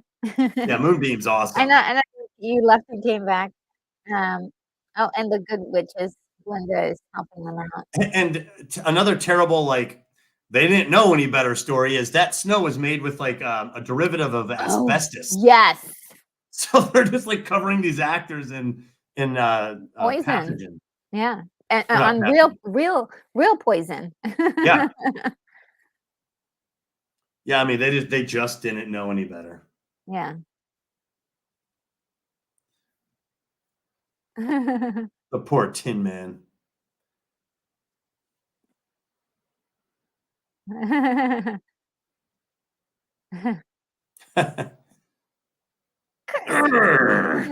She's so ticked. I love these flying monkeys. Oh, yeah. You know, and flying monkeys, that's another term that's used today. That, you know, to describe like minions of somebody. Yes, absolutely. Love it. I love this song so much. Yeah.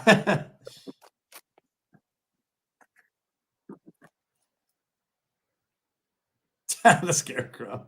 And that's one of the most famous scenes in the movie.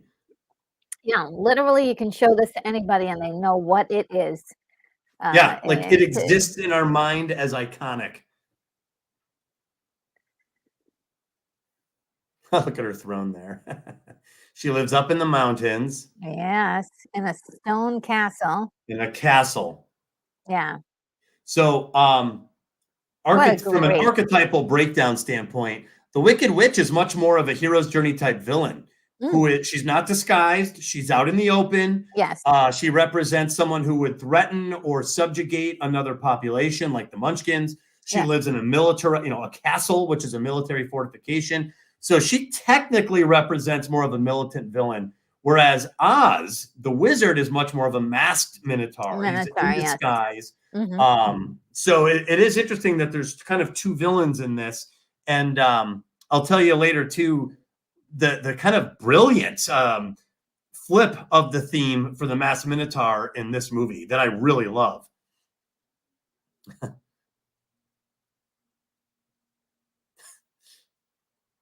Hey, how you doing? It's funny. I always imagine that bell, the pull string, as like paper clips, like giant Oh. paper clips. That's what it looks like, right? Yeah, right. Now, you were talking about the Beauty and the Beast, and you said Belle just now. I just remembered.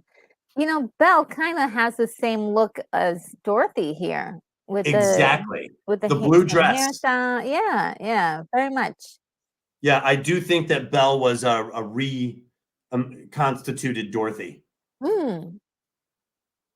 That would track. That would track. Very much. What's happening here is we Gary got. Carpenter's here. Oh, hey Gary, how are you?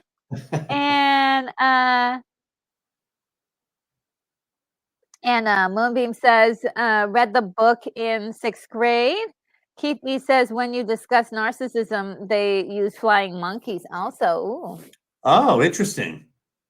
And Moonbeam says, yes, the blue dress and brown hair, and also the hairstyle, kind of like totally. pulled back and sort of the Well, same hairdo. Well, and they also live in a provincial setting, Ah, non-urban. yes. And I remember when I was a kid, this must have been 1980, early something. Yeah. They had Wizard of Oz on, and we all crowded around at my grandparents' house to watch it, and it cut right here. This was like, I'm gonna look. This must be the middle of the movie. Yes, and this is where this is what 58 minutes into it, almost 50, Yes, that 40. sounds right. And this is the same thing with the copy that I saw over at Archive. They also had it cut at that exact Oh, point too. So totally. So I, as a boy, was absolutely fascinated with the horse that changes colors. me too. I don't know what it was, but I'd be like, when I was a kid, I would remember. I was like, okay, now it's going to turn purple. Now it's going to turn red. Now it's going to turn yellow. Like, for whatever, it was such a big deal to know which color the horse was going to change. Yeah. But I was fascinated by it.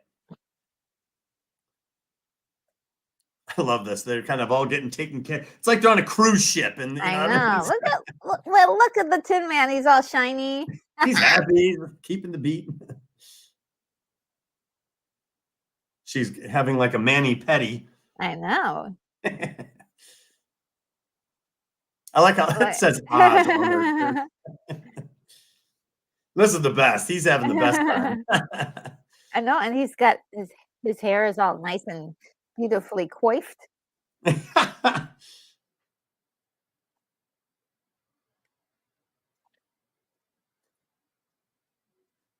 mean, fully imagined. This is fantastic stuff.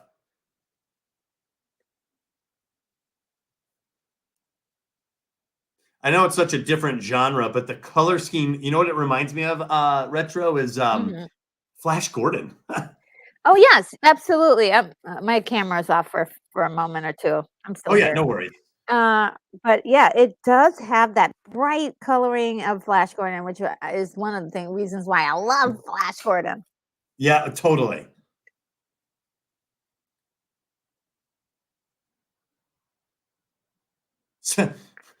Since you destroyed our world last year, we have nothing to give except our loyalty. Remember that guy? He was Katinga on Raiders. Yes. Let this be an example. And of course, so the Wicked Witch is threatening this this castle here. Again, this is much more of a distant dragon style villain when they threaten populations like this. Yes, yes. And And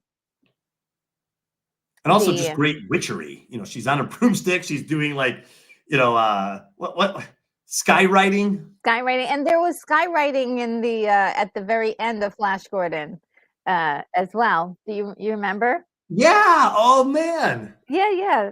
I have got to watch Flash Gordon again. I love that movie. Mm. Dive. Ah, so good. So good. When you Yeah. do, I would love for us to just have like a little discussion about Flash Gordon. Oh, I would be so down to do that with you. That'd be Yeah, awesome. because I already did the watch party for it, but I'd like to talk about some of these movies still. Like the discussion Just must let me know. continue. Yes. Yeah, just let me know. I'm totally in. Oh, I love this part. Yeah. But these are characters grappling with their shortcomings, you know. Yes. And you know, he wishes he was brave. He wishes he was courageous. I love the bow in his hair. It's so Yes.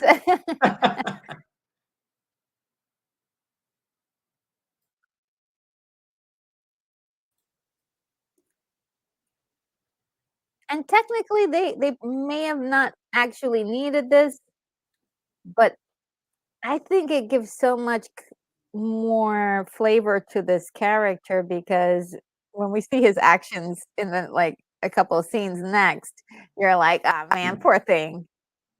you know, that's a great point. This is kind of an odd scene. Yeah. Yeah, I love that the pseudo opera that he's tapping into. Yeah.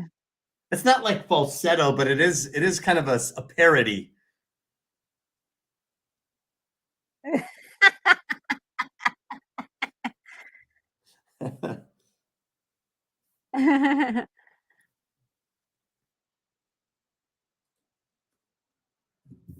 Yeah, great singing too.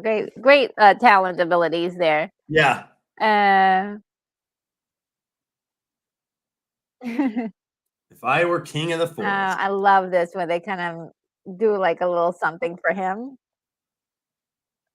Oh yeah. They Yeah, indulge his fantasy.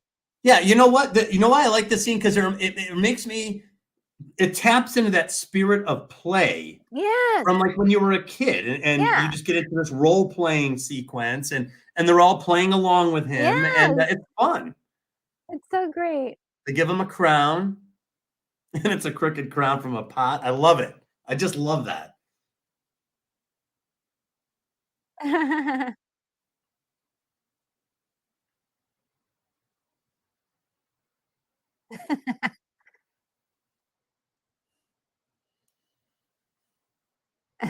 Phosphorus. From top to bottomless.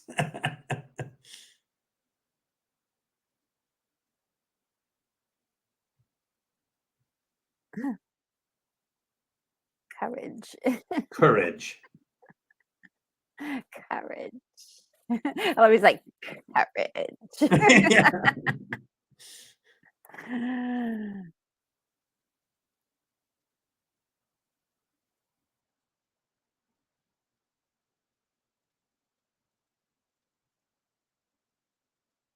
So great. It really is. And every bit of this film just emanates with classic golden age Hollywood. Yeah. Yeah. So good. And I do like the restored visuals, the beauty of it. Yeah. Oh, here's their audience with the great and powerful.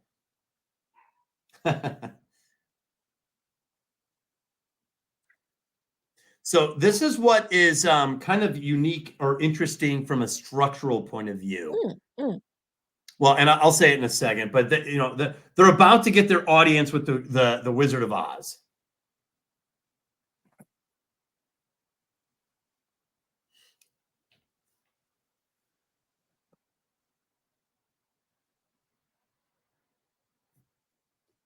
She's so cute.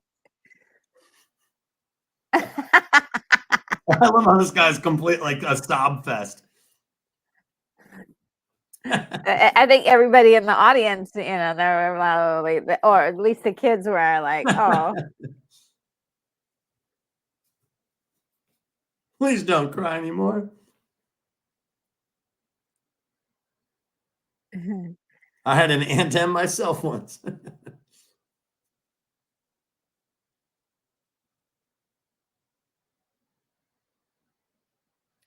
Look at So that you could just hallway. imagine that the guy is like running down the hall really fast to get to uh his fake head, so Oh, he could. yeah.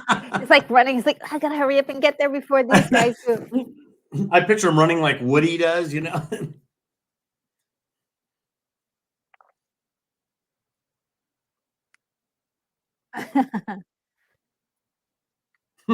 She's so cute. I love the way she's trying to help him so much. Yeah.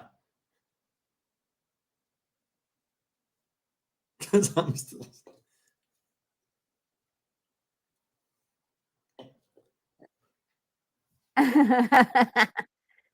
Look at that tail. Oh, it's when they did a great bit of work there to animate it.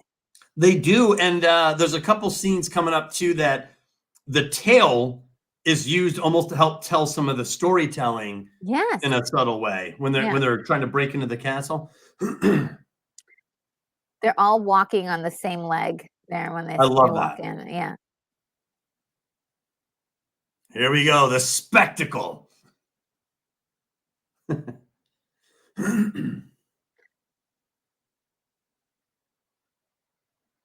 So now this is the disguise. Yeah. See, look at that Tin Man. He is really shaking. The masked minotaur has his mask on. Big time. Mask on. Mask on.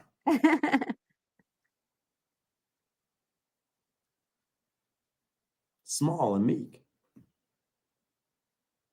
She's like, "Oh, oh snap." Silence! Jiminy crickets.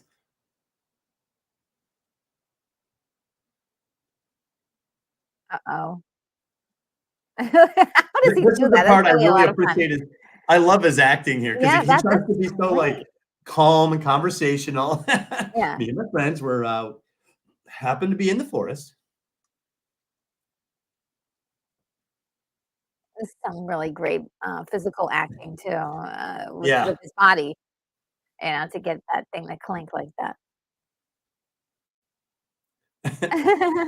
Right here, he shifts his kind of like very friendly and chatty, and the wizard's not having any of it. I like it. He's like, "Wow!"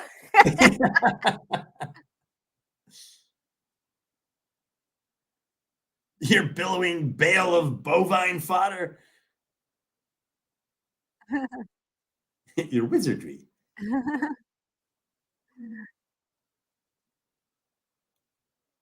He's like, "No." Yeah, this lion, man, you really gotta keep him nudge him along. Yeah. Humiliated moment.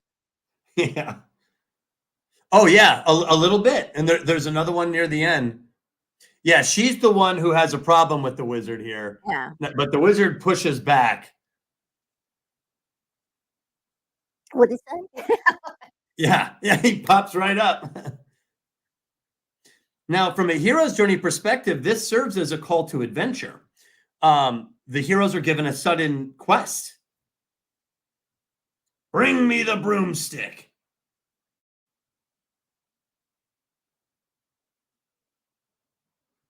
Yeah.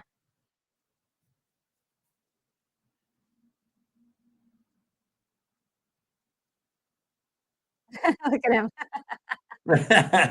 He is out that door. He's like, "Ah, I love how he dives through a window. He's like, wow." yeah.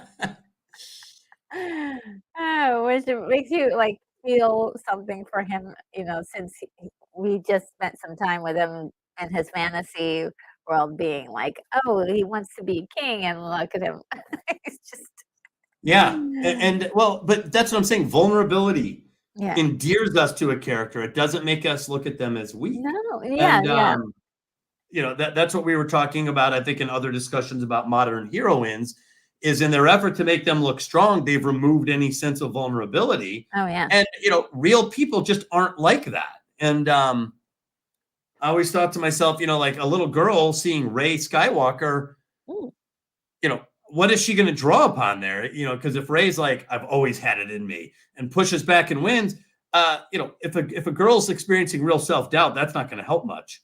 You know, yeah, you got to learn how to overcome that instead of just having it, you know. yeah, But yeah, the vulnerability of I think the Cowardly Lion above all is what yeah, makes us love his character yeah, so much.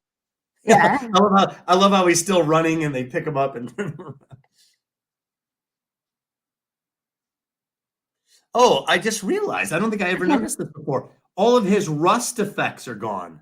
Yeah, no, because they buffed them out and Right, right. I don't think I ever yeah. caught that before. Oh, yeah, no, they made them all shiny, and brand new, at, the Wizard of at the, Emerald City. Yeah, yeah. I do believe in scoops. I God, those flying monkeys are so spooky looking. yeah, they're great, I love them.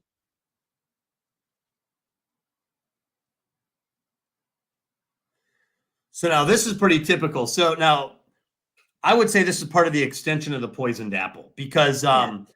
the whole point of the poisoned apple is to bypass the defenses of the heroine in order for the villain, or the Minotaur usually, I to love it. capture her. And here we see her capture Dorothy. I love And it, this she's is like, just iconic. and, the Wow. when she thinks that she's got the upper hand, she gets all excited, it's so great to see the Yeah. acting that she's doing.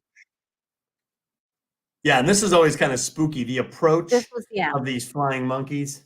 yeah, And they they're all did a like great hopping job. around. They did such a good job of making this look so scary and, Totally. realistic. They're being ambushed. They're literally destroying the Tin Man. Yeah, or yeah, and the I'm not scarecrow. They ripped him the apart. Scarecrow, yeah. So Uh, there goes Dorothy. they So take that's usually total typical of the poisoned apple, is that it knocks her out and she's recaptured. So yeah, this took a second to get recaptured, but this is the fulfillment of that the villain has brought the heroine into more severe captivity.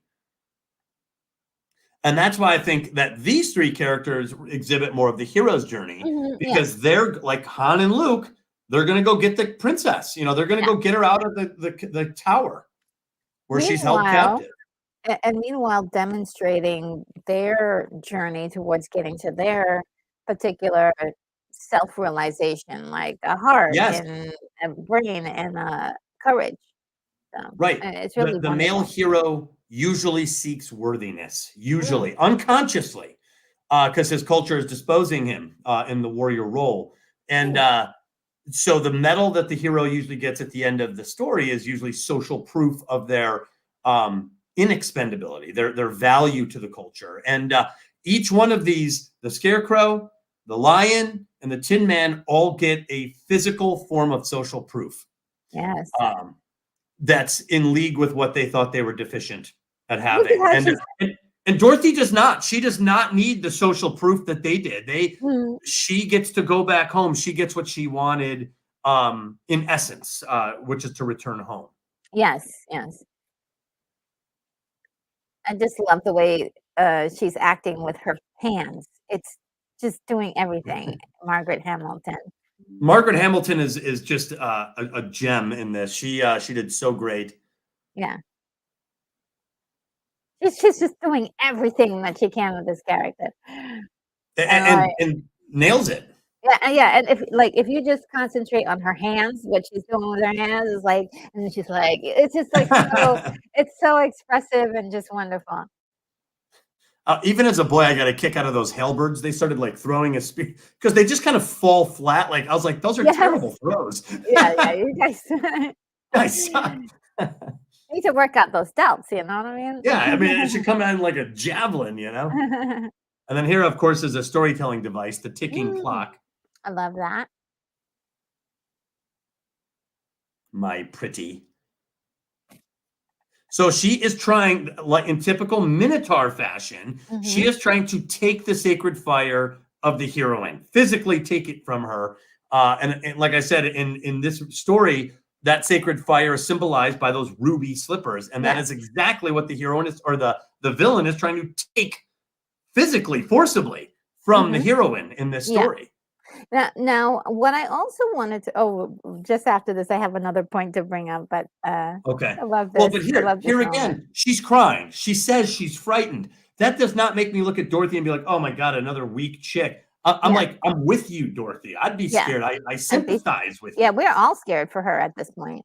Yeah, I do not look at Dorothy in this scene and see some weak girl. I see someone who's genuinely homesick and wants to be home and misses her family. And she's displayed so much courage and gusto this whole time. Right here, I love the witch. She looks right at the camera here and just cackles.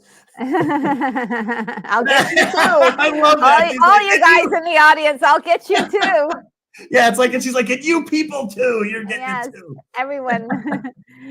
But I wanted to say, with the witch in this case, like, even though we're perceiving her as a naughty or a nasty, she's actually in her rights to want those slippers. Those are her sister's slippers, and they should be hers. Yeah, there is a claim there. You're right. Yeah, and so it's very valid. You sympathize her to the point that she wants the slippers, but the means of which she's trying to get those slippers is quite questionable, and also, like, she's scary. She's not a nice lady, and we're also afraid of what she might do when she gets this incredible power. Well, and here is where you see imagery of a hero's journey with these three heroic partners of hers. They are scaling a mountain. They are coming after her. They are attempting to rescue her. And my opinion is always that just because the heroine is being held captive does not mean that she's in a reductive role. It could. It could. This movie is not. It's centered on Dorothy, but it is interesting how we see these tropes reemerge. So now we're following these heroic partners as they have been inspired by Dorothy. To these great heroic acts. They are doing something that is well beyond what they were doing before they met her. And now they're trying. What? This is similar to Star Wars, but with the fact that everybody takes on Leia's cause. That is correct. And so, because Leia has inspired those men, and they are called to something greater, and these male protagonists respond to that very heroically. And that doesn't take anything away from the heroine at all. And here we see it again. They're going to break into a military-controlled castle. And of course, grab your Oreo cookies, everybody, because everyone in the world knows this little military marching song. Yes. Oreo.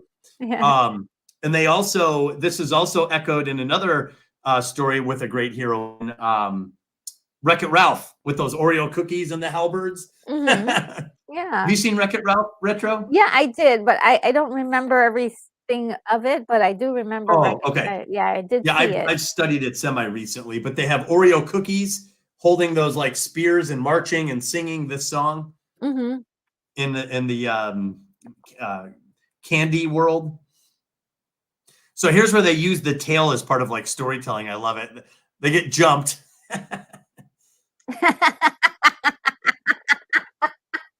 And then this is just like Tom and Jerry cartoon style.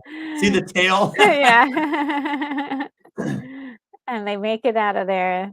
How they beat up those guys, we don't know. And by the way, this is just like Han Solo and Luke Skywalker disguised as stormtroopers.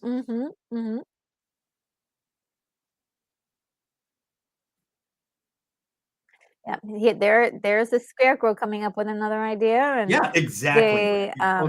And the lion says, "No witch is gonna stop me from saving Dorothy. Not even those guards out there, Oh, what a classic, that tail. Yeah, there you go. The tale tell, it's part of the story. So, Yeah. they're using their props so Yes. brilliantly in this. Yes. And then there's Toto just walking up. I actually like the music to this beyond the Oreo part. Yeah, yeah.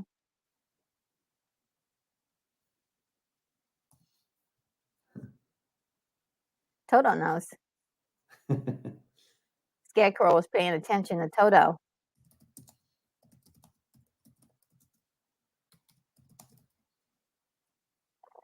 Aw, little Toto, he's helping. This is just good stuff. Yeah. Aren't you a little short for a stormtrooper? Ooh, he uses his axe to get in there. See, everybody Yes. helps. Everyone helps. I love it. He breaks down this door. They're coming after her, and she's almost out of time.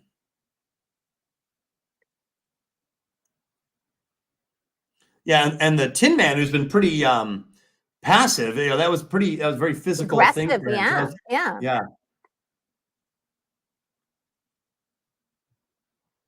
Classic stuff. They're making their escape from the castle. They're cornered. Boom. And he was going to chop through that door too. And I love how she's kind of like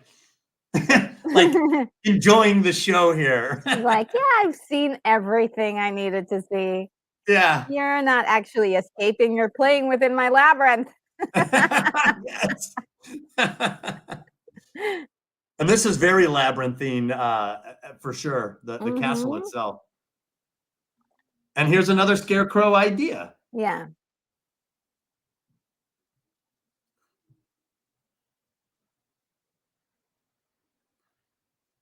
What a great shot. And then there's the great pursuit of the heroine. You get this all over the place. Yeah. Where they're being chased. It's unbelievable. Kimberly says Toto, oh my God, hugs her dog. Yeah, she does give her dog a big hug. She gives everybody a big hug when she sees them. Which makes you feel like, oh, okay, she really likes these guys. She's really, they're all friends. And also the pacing of this. Things are going by. That's a great aerial shot there. And it reminds me a little bit of the scenes from Tangled. Which did you say you haven't seen Tangled? Yes, I have seen Tangled. Okay, yeah, there's where the bar guys come in to save at the end. There's a similar scene with where they're getting cut off on the parapets. Now this is a Shield Maiden scene, even if it's a little different. Yes. The villain is threatening the Scarecrow here, and it is Dorothy who acts. She planned to kill all of them before Dorothy. Yeah. For some reason, I just hated the fact that this broom got burned. When I was like, what? That's a beautiful broom. Why did you burn it? Retro, you're focused on all the wrong things here. I know. I care about the broom. So there it is, Dorothy, who is the woman of action here, and she not only saves the Scarecrow, but she eliminates the Wicked Witch of the West. Yeah, yeah. And Gary Carpenter, I think Retro and I totally agree with you. Margaret Hamilton was absolutely fantastic as the Wicked Witch of the West. Yeah. And I don't think there could have been anyone else to do this. She's just putting all of her heart and soul into every single moment. Like even just watching her hands with the acting and everything, every moment. The subtle physicality. Yeah. And now this is a broken spell where all the minions of the Wicked Witch no longer uphold her claim. They don't care. They they're become almost allies. Yeah, yeah. Hail, Dorothy. So that is a broken spell, folks, where once the central villain is destroyed, the followers, everyone disintegrates. And there's a rapid rearrangement of the world from darkness to light. So cool. Yeah, that guy, you killed her. And you think they're going to turn on her. And she's like, we're on your side now. We thank you. Yeah, they give her the broomstick. Now, the Beast as ally in this are the 3 heroic partners. Yes. They're kind of split up. The Crow, the Lion, and then the Tin Man. Half man, half animal or machine. That's usually the Beast as ally. And now she's getting ticked. Yeah, they're all the heroine's not like accepting this immoral backtracking of the bargain. And Toto is the fragile power. Yes. And the fragile power always rises to the climax for a critical part of the heroine's success. The heroine has invested trust in the fragile power, which we've seen over and over. She is absolutely devoted to the dog, to Toto, and it pays off. Toto is the one who unmasks the Minotaur of the story. Oh, he's been unmasked, so you can't remask, dude. You've been unmasked. Here's the cool part. Yeah. In most hero-centric stories, the disguised Minotaur is evil. Okay, and the central deception of the whole story is that the Minotaur was good. And once he's unmasked and everyone sees that the Minotaur is evil, that's when the broken spell occurs. That's usually how it plays out. Yeah. This movie, I love this because the masked Minotaur was pretending to be bad. Yeah. And once unmasked, it's revealed that he's actually a really good guy. So it's the exact reverse. He even says, he goes, no, I'm actually really good. So instead of being masked as from good to evil, he's unmasked as like from dangerous to gentle. He's a good guy. Yeah. A jovial man. He becomes immediately helpful. Yes. So now each of the male, what's that? Oh, Gary Carpenter says, did y'all know that the lion costume was real lion pelt? And I kind of talked about it earlier that they actually used real animal. That's insane. Yeah, and they said it stunk so bad. Oh man. So here, the male character is given social proof of his worthiness, and in this case, his worthiness as a thinker. Yeah. And that's what he needed. He needed some sort of you're valuable to us. And now the lion gets social proof of his courage. Yeah. Which is the medal, the triple cross, he calls it. You're confusing courage with wisdom. Yes. I love that. Yeah. That statement. He even calls them heroes.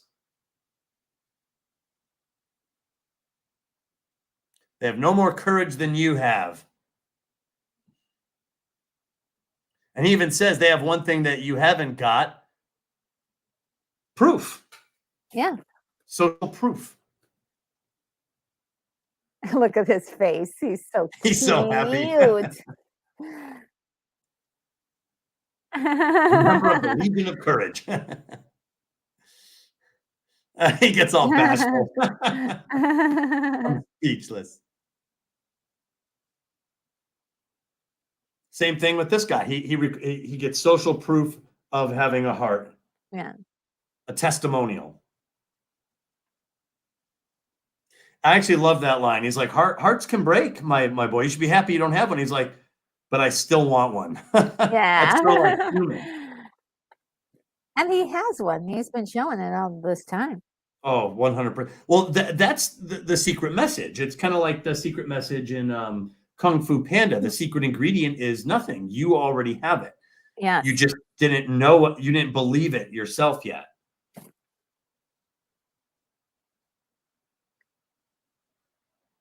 Yeah, and this guy, he comes across as very compassionate here. Yes. He's so wowed by it.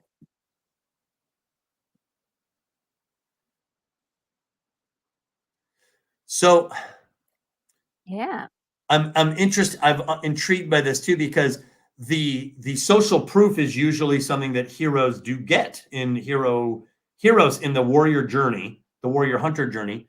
Yeah, heroines usually don't require social proof as much. They're not looking for a physical sign of worthiness. Typically, heroines. And so I'm not surprised that Dorothy doesn't get something like this. Yeah. She makes the comment like, I guess there's nothing in that bag for me. And of Yeah. course, she's not looking for worthiness in the same sense. Yes. Heroines tend to look for some sort of validation that they were right about something in the world, and for her, it's that there's no place like home. That is essentially Yeah. what That's she wanted. yeah, that's the determination she comes to. And that's unique to this particular film because the book was a little more it didn't really have it was more of an action adventure, more of Right. the adventure type of storyline. Right. I do think the original intent was to write a hero's journey type story with a heroine, Yeah. just instinctively. But you see, as they tried to refine the story, we end up getting these other tropes coming in. Mhm. And These wonderful layers. beautiful layer. You totally Yeah. agree. Yeah. And I love it. Oh, And by what's the way, that? she doesn't make it with him on the hot air balloon. Second, Omaha State Fair. Yeah. So that's how we got there. I just love this set piece here with all the people in green, and it's just so Oh, totally. beautiful, magical. And there's something about hot air balloons that just there's something about them that just strikes at the heart of a human imagination, I Oh, think. yeah, yeah. So, in hero-centric stories, there's this struggle between the native culture and the heroine usually, whereas the native culture places a claim on the heroine for the continuity of the culture and family usually, or if it's an institutional culture, the continuity of whatever the institution is, like FBI culture, or whatever it is, whatever that culture represents.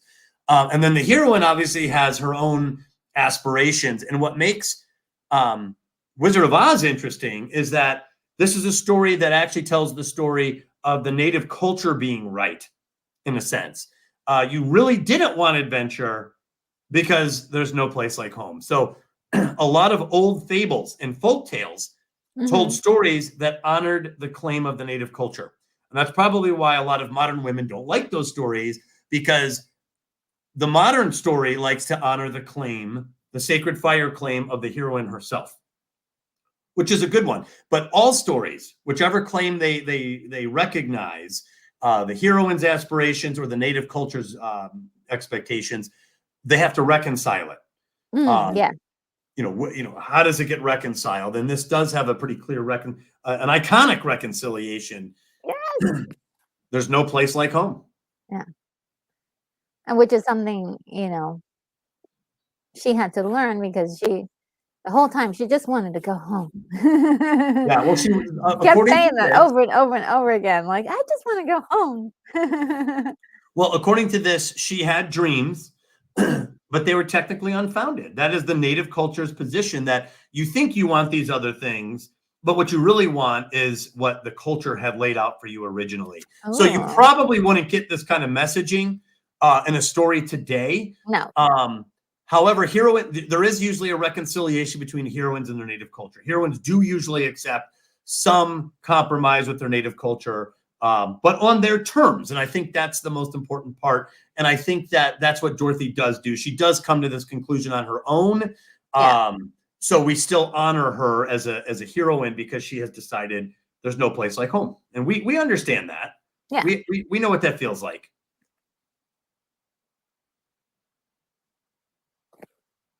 Yeah, and here she is. She's coming to this conclusion on her own. See, for my heart's desire, again, I won't look any further than my own backyard. That is not a modern message No. at Right. all. That is the native culture's. That's what the native culture wants her Yes. to think, Yes. usually. So the older stories tended to side with the native culture and Yeah. warned heroines against desires for adventure. And this Yeah. movie technically is in line with that. Yeah. And the person who wrote it, Frank L. Baum, was born in 1865. He was born in Mhm. the 19th century as well. So he comes from a different era. Yeah. But, I mean, even the books were more this version of it is highly different from the way what you would get from the books, That's because true. in the books it is an adventure, whereas in this movie it's specifically like, don't leave home, stay home. Right. Right. Home is the best place you could be, you Yeah. know, and it's actually interesting because when you look at a movie like the Beast, Beauty and the Beast, where they kind of took a lot of the same ideas but kind of Yeah. flipped a little bit, where she wants to go out there into the world as well, Well, and have the same sort of fire and yeah. Yeah, I am firmly on the side of the heroine. When the mhm, heroine claims her sacred fire, I want her to get it, and I like mm, the stories that honor that. But I also do like the stories where the heroine does come to terms with some level of of her native culture that she honors and respects in the end. mm. But she doesn't accept it wholesale. She finds her place that she chooses in it. But as long as her sacred fire is honored first. Um, I'm very much in that camp. I mean, Oh, the she's world is a so better pretty. place with heroines living up, living up to their sacred fire, doing what they love and following their passions. The world's a better Mm, place with that. yeah. And now we're back in black and white Kansas. Yeah, we're back home again. It's not so colorful here. Yeah, and the one thing I will still defend the story, not necessarily, Mm, in terms of messaging is I think we've all been there homesick, where we've yes, gone somewhere and we're trying yes, something out. Maybe we moved to New York or we moved to, Florida and we try and we're like, man, I just miss my family. And yes, there's this urge to come home. yeah, That is not unfamiliar to me either. And I am an yeah. adventuring type, but I understand that. And so I Yeah. still like Dorothy. I still understand Oh, her. yeah, yeah. Whether you leave or you stay home, with whichever message you want, I'm here for any story, whether it is coinciding with what I believe or something else. I think it's just that's humanity. It's our language to share this stuff, and I want that. I want to hear every version of this. And if somebody has a Yeah. different version of this, I want to hear that too.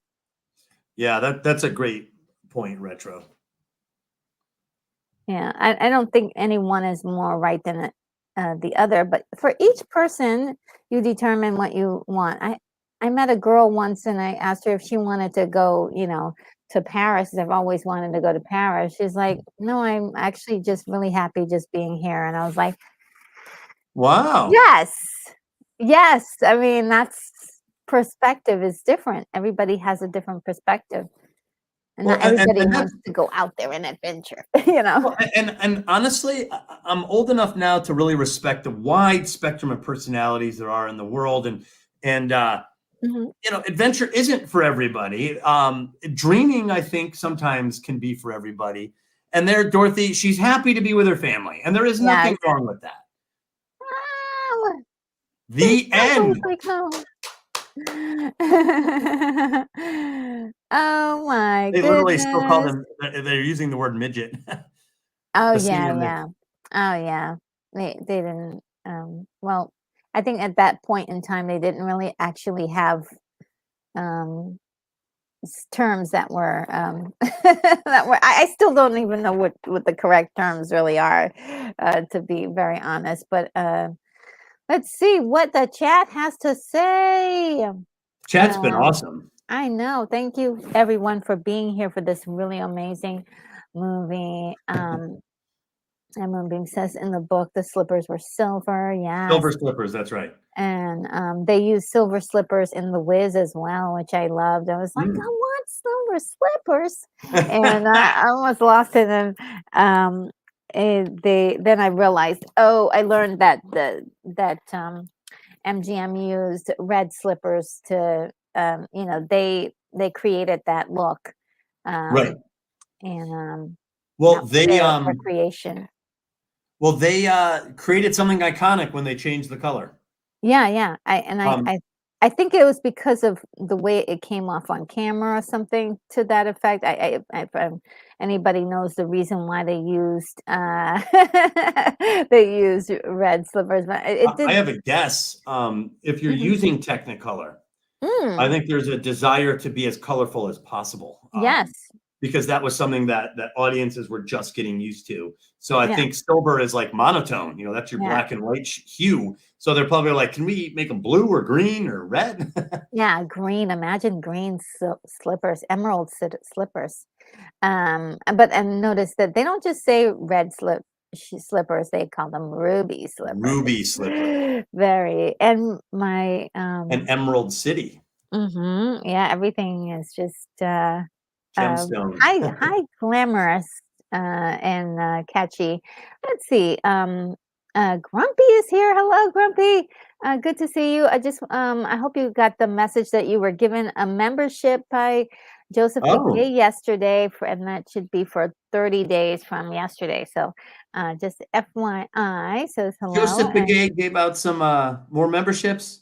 Yeah, that was yesterday. Yeah. Hmm. What a great What a guy. great guy, great guy, and, pretty much all of my the mail that was sent to me was from him, so he's just Oh, been so wow. amazing.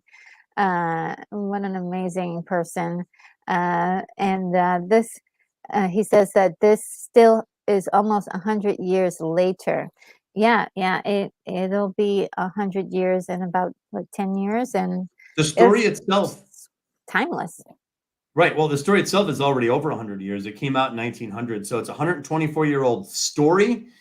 But this film did something and elevated the story Mm. to become its own spectacular version Yes, of the story. yes, yeah. I agree, 100, and it's just this incredible moment in cinema history, and it really Absolutely. does. It was great. Oh, that's fantastic, and, Keithy says, "I had it with the voice description of what was going on, it was excellent." Oh, wow, I can imagine. That I Hmm. kinda like those, because they describe things very interestingly, um, when you hear the voice, description. Interesting, Keith. And, Huh. in the book, the wizard was 4 different characters. Oh, like a Scooby Yeah. Doo villain.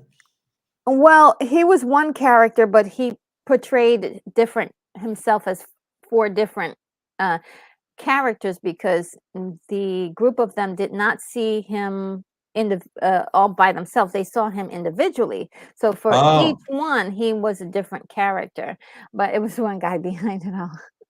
wow. Yeah, yeah, and, let's see.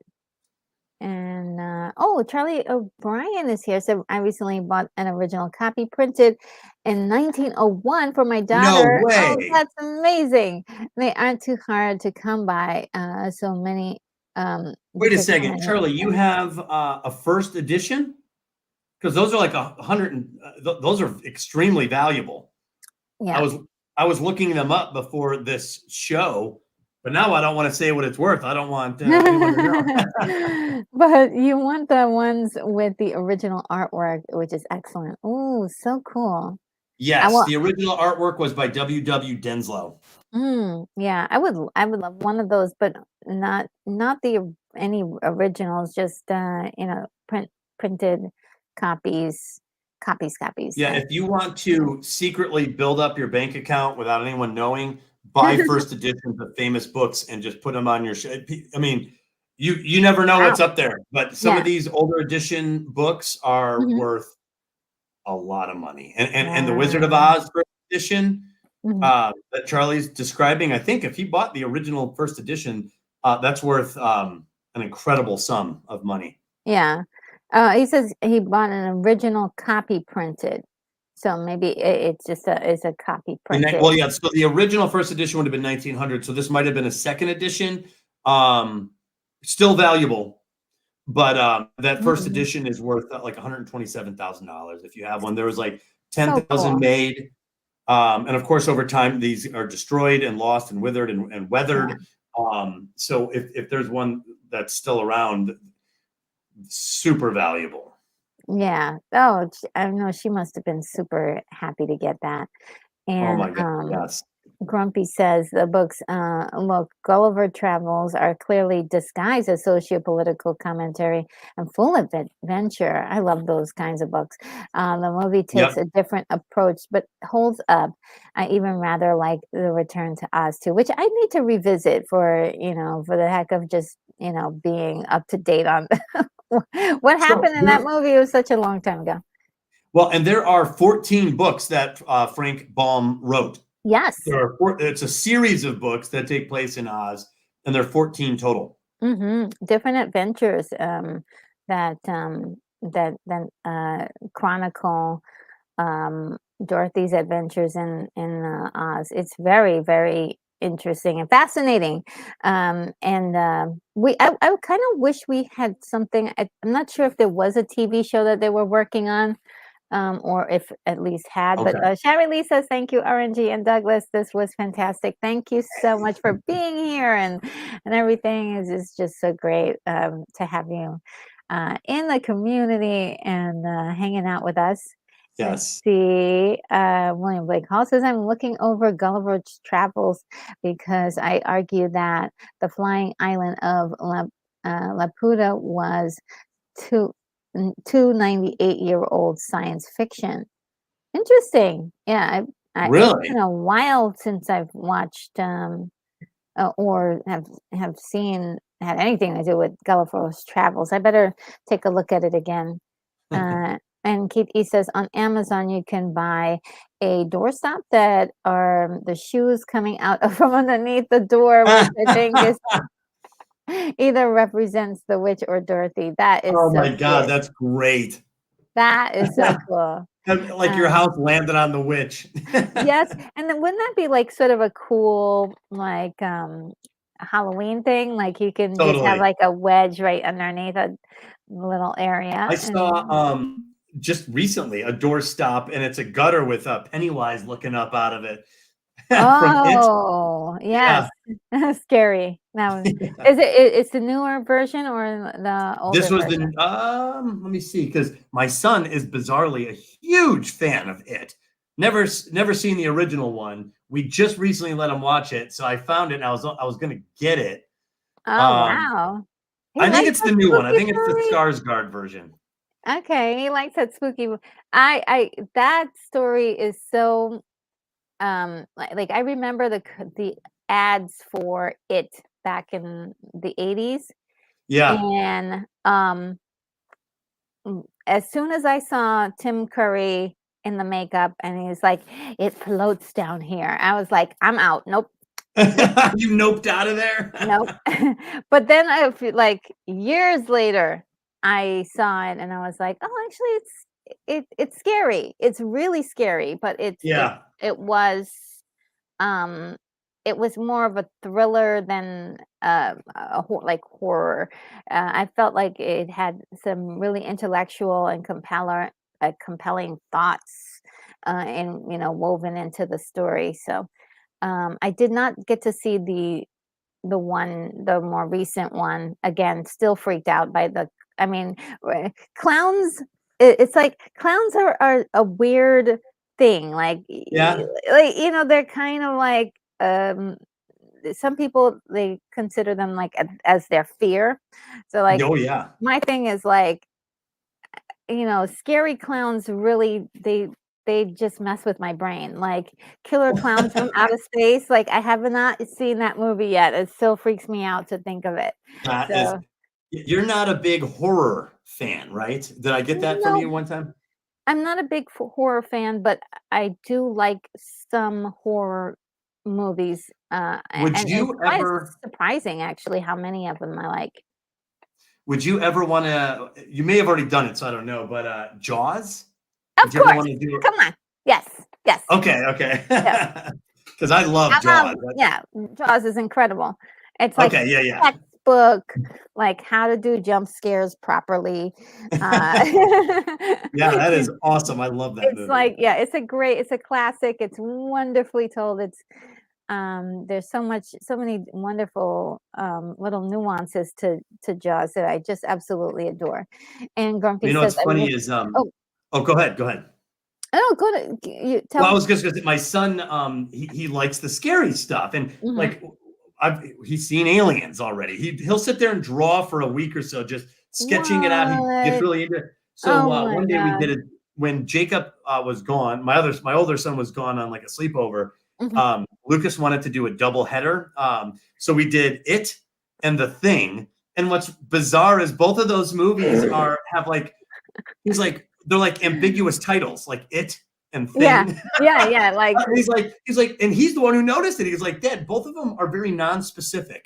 And I yeah. was like, yeah, you're right. I'm like, we did both of them that were very non-specific. Oh my gosh, that's a great double header actually for, like, Yeah. the creepy movies that I don't wanna see. Oh yeah, they're But good they're though. They good. are good. They're good though, you know? Yeah. I did see it, ages ago, I just don't wanna see it ever again. It's really but it's excellent, it's excellent filmmaking, and I did see, The Thing from Another World, which I absolutely adore that movie, um, and I don't know what's the difference between the 2 movies, why I like one versus the other, but, I I I don't know. Um, and let's see, Grumpy says, "I wish they would have kept that for the musical version as a reveal of the actual wizard, would have been more meaningful." Um, Hmm. and I think that is referring to is that referring to your other comment? Um, uh, I'm not sure. I'm not sure where that one, was referring to. Let us know what that one was referring to. And, let's see, Gary Carpenter says, "DC and Marvel put out only 2 Oz limited edition comics." Oh, I did not know that. "And I have Wow. both of them, but they never did make a 3rd one." Really?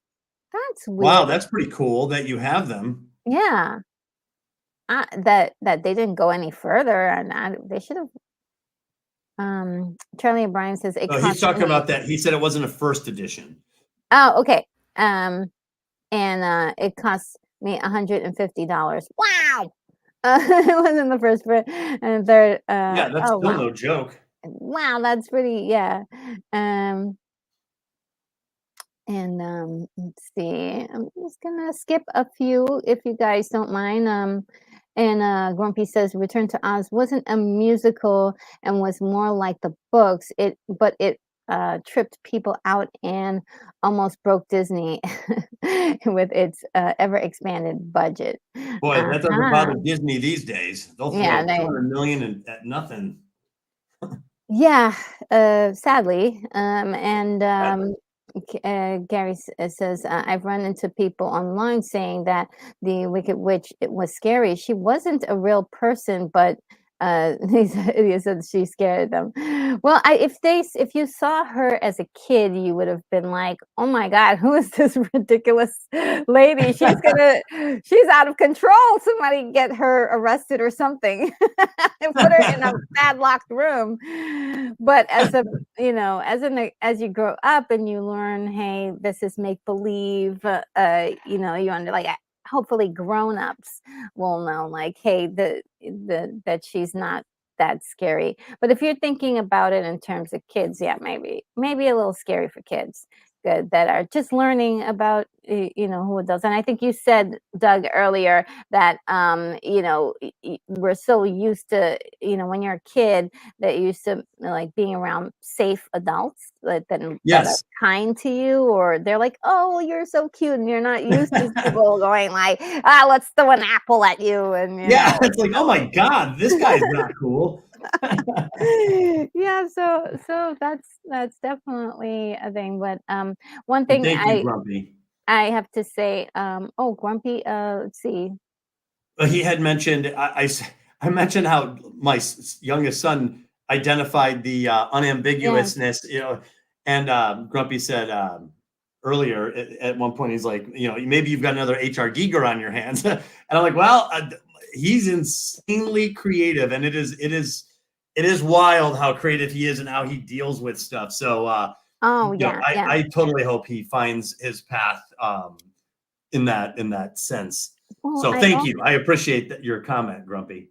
yeah, and I also think that you know, you're doing something that my mom did with me and my brother is that she introduced us to films and she was, you know, she was always there like, okay, you got to see this, you know, older film was, you know, and she would talk up a lot of films that she saw when she was younger and it was like, you know, every once in a while I'll catch something like I think I caught like Flash Gordon one night but then I found out later that she you know, knew about Flash Gordon, she knew about Buster Crabbe, and, she was a big fan, and it was like, "Oh, okay," you know, there was that Wow. connection, so, you know, what you're doing with your son and showing him and having movie night or, like, say, "Hey, you know, let's watch a movie together," and sort of having that theme thing too was kind of a cool little aspect.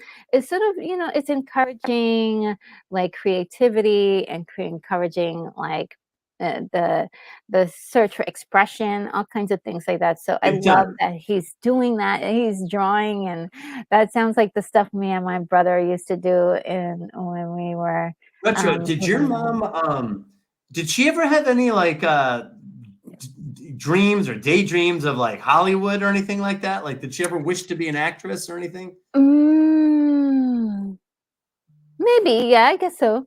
I guess so. Maybe she Okay, I'm just was. I don't know. Yeah. I just have this great like sense of your mom as really loving and appreciating these great stories, and clearly she passed it on to you. So like it is Yes, and it's a special little flame, you know. yes, yes, yes. Well, I'm gonna promise. I promise that she and I were gonna do some segments together and talk about Oh, movies and cool! just some general stuff. Nothing in particular, but just some you know, conversations about movies. Um, Wow. and let's see. Anything? Did I miss anything? If I did miss anything, do let me know. I'm just gonna keep going. Um, and Yeah, this was. I'll just say this too. Thanks to Retro for doing this. You know, oh, she thank is you. hosting these watch parties for all of us, and she's keeping the spirit and love of these films alive. And in this day and age, I think that is such a gift to all of us because you know storytelling changes. You know, sometimes it's amazing. You know how I thought of a film back in the '80s. Suddenly, you fast forward to today, and it's different. It falls behind. It falls under the strata. You know, as time goes by, and Yeah. suddenly a movie that was like a breakout film is now looks dated. You know, or something. And so these movies inspired Yes. perhaps millions Mhm. of creative people with creative ideas either into the craftsman side of it, the writing side, the acting side, Mhm. the makeup and design side, set design. These movies inspired so many people, and I don't want that to be lost. So when we No. get to come together on these watch parties that Retro has brought us all together for, I think it's really special. So I always really appreciate everyone in the chat who joins us for this. And Thank I just want to you. say thanks to Retro for making this happen. This is an awesome thing. Oh, thank you so much, and we absolutely adore having you here and being able to give such wonderful insight and context to a lot of the things here, that a lot of these movies, I think, that's one of the reasons why I kind of, you know, wanted to do this in particular, was because I would hear people say, "Oh, like listen to the accents of these people. It's overacted," and it's like, no, that was the language that people used at that time, and it's changed, and it's beautiful because we're humans and we are going to change. And you know, what will we sound like in 30 years? We're gonna evolve and change.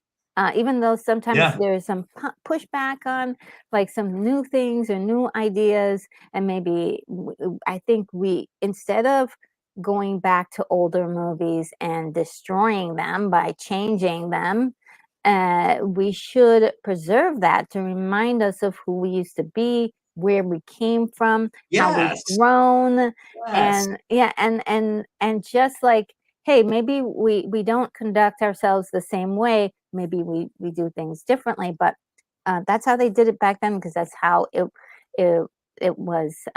We were able to crawl before now we can Well, walk. Now we can I run. agree.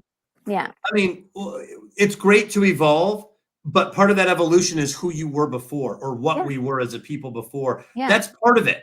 You yeah, know, it shows us where we came from, and you don't want to forget that. So you can yeah. honor the past without having to repeat it. You can do new things. Yes, yes, yes, yes, and that's why and how I love and why I love these older movies. They are the footsteps before we were able to, run with things like special effects and just storytelling, and hopefully we'll get, in the future we'll get some really amazing stories that we have yet to experience. I can't wait for that to happen. Doug, is there anything else that's happening for you in the zeitgeist of the internet or anything like that? Well, I'm still trying to find time to write. Like that's been the hard part, and I think we talked about that a little bit. But yeah, I've been really enjoying meeting different people on YouTube and talking about films. I really enjoy coming out to hang out with Retro for these watch parties. Hmm. They're very special and they're very fun, and it's Oh, just good thank to you. relive some of these, and then to dig in and kind of remember what the context is around these films and what they meant at the time and how Yeah. they've aged and what they turned into and what they inspired. Yes. So I love doing that. But yeah, I've been trying to make different appearances to talk about the Heroine's Labyrinth because it is a new idea. So it's something that you have to discuss more than once. Yes. It's hard to like sell this book like a normal book, like just put out a banner. Yeah. Because if you Yeah. say something like, here's an alternative to the hero's journey, A, they have to want it, and B, they have to believe the claim. Oh, yeah. so, Yeah. so I have found that really talking about it is the best way to introduce the ideas and to share the ideas with fellow creatives. You Yeah. know, And yeah, I've been enjoying all of your chats with everyone, spread over the internet. And yeah, no, it is. The more and more I hear about the Heroine's Labyrinth, and the more we talk about story, it just definitely inspires me to dive more into storytelling, as far as like analyzing and looking at the way they affect us, and why these campfire stories have evolved into like something that we're so thirsty for. Okay, what story yeah, can I see today or tomorrow? What movie can we enjoy? And hopefully, we'll get a surge of wonderful storytelling soon in the business, if more people are familiar with storytelling, like, and maybe possibly more people get to read your book, and that'd be great. more people get to check out channels like ours, like Hmm. so like mine and like Heath's channel, the tabletop, where we talk about story.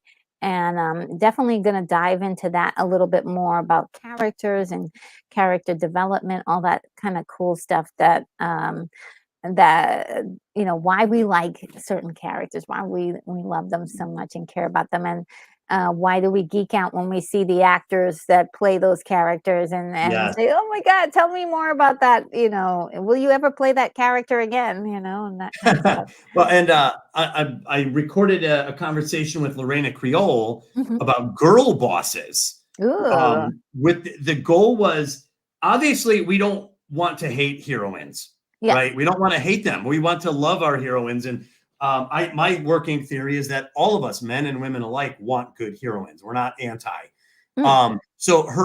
She had kind of she wants to identify what's going wrong, what is bad specifically, what are the Yeah. bad ones and why, Yeah.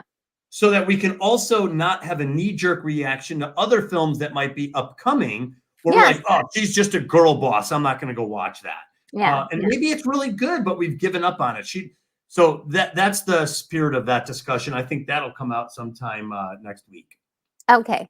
I cannot wait because just about that time there's going to be some more videos that you're in that will be making their way to the public on my channel about Oh, we how we went through all of those characters.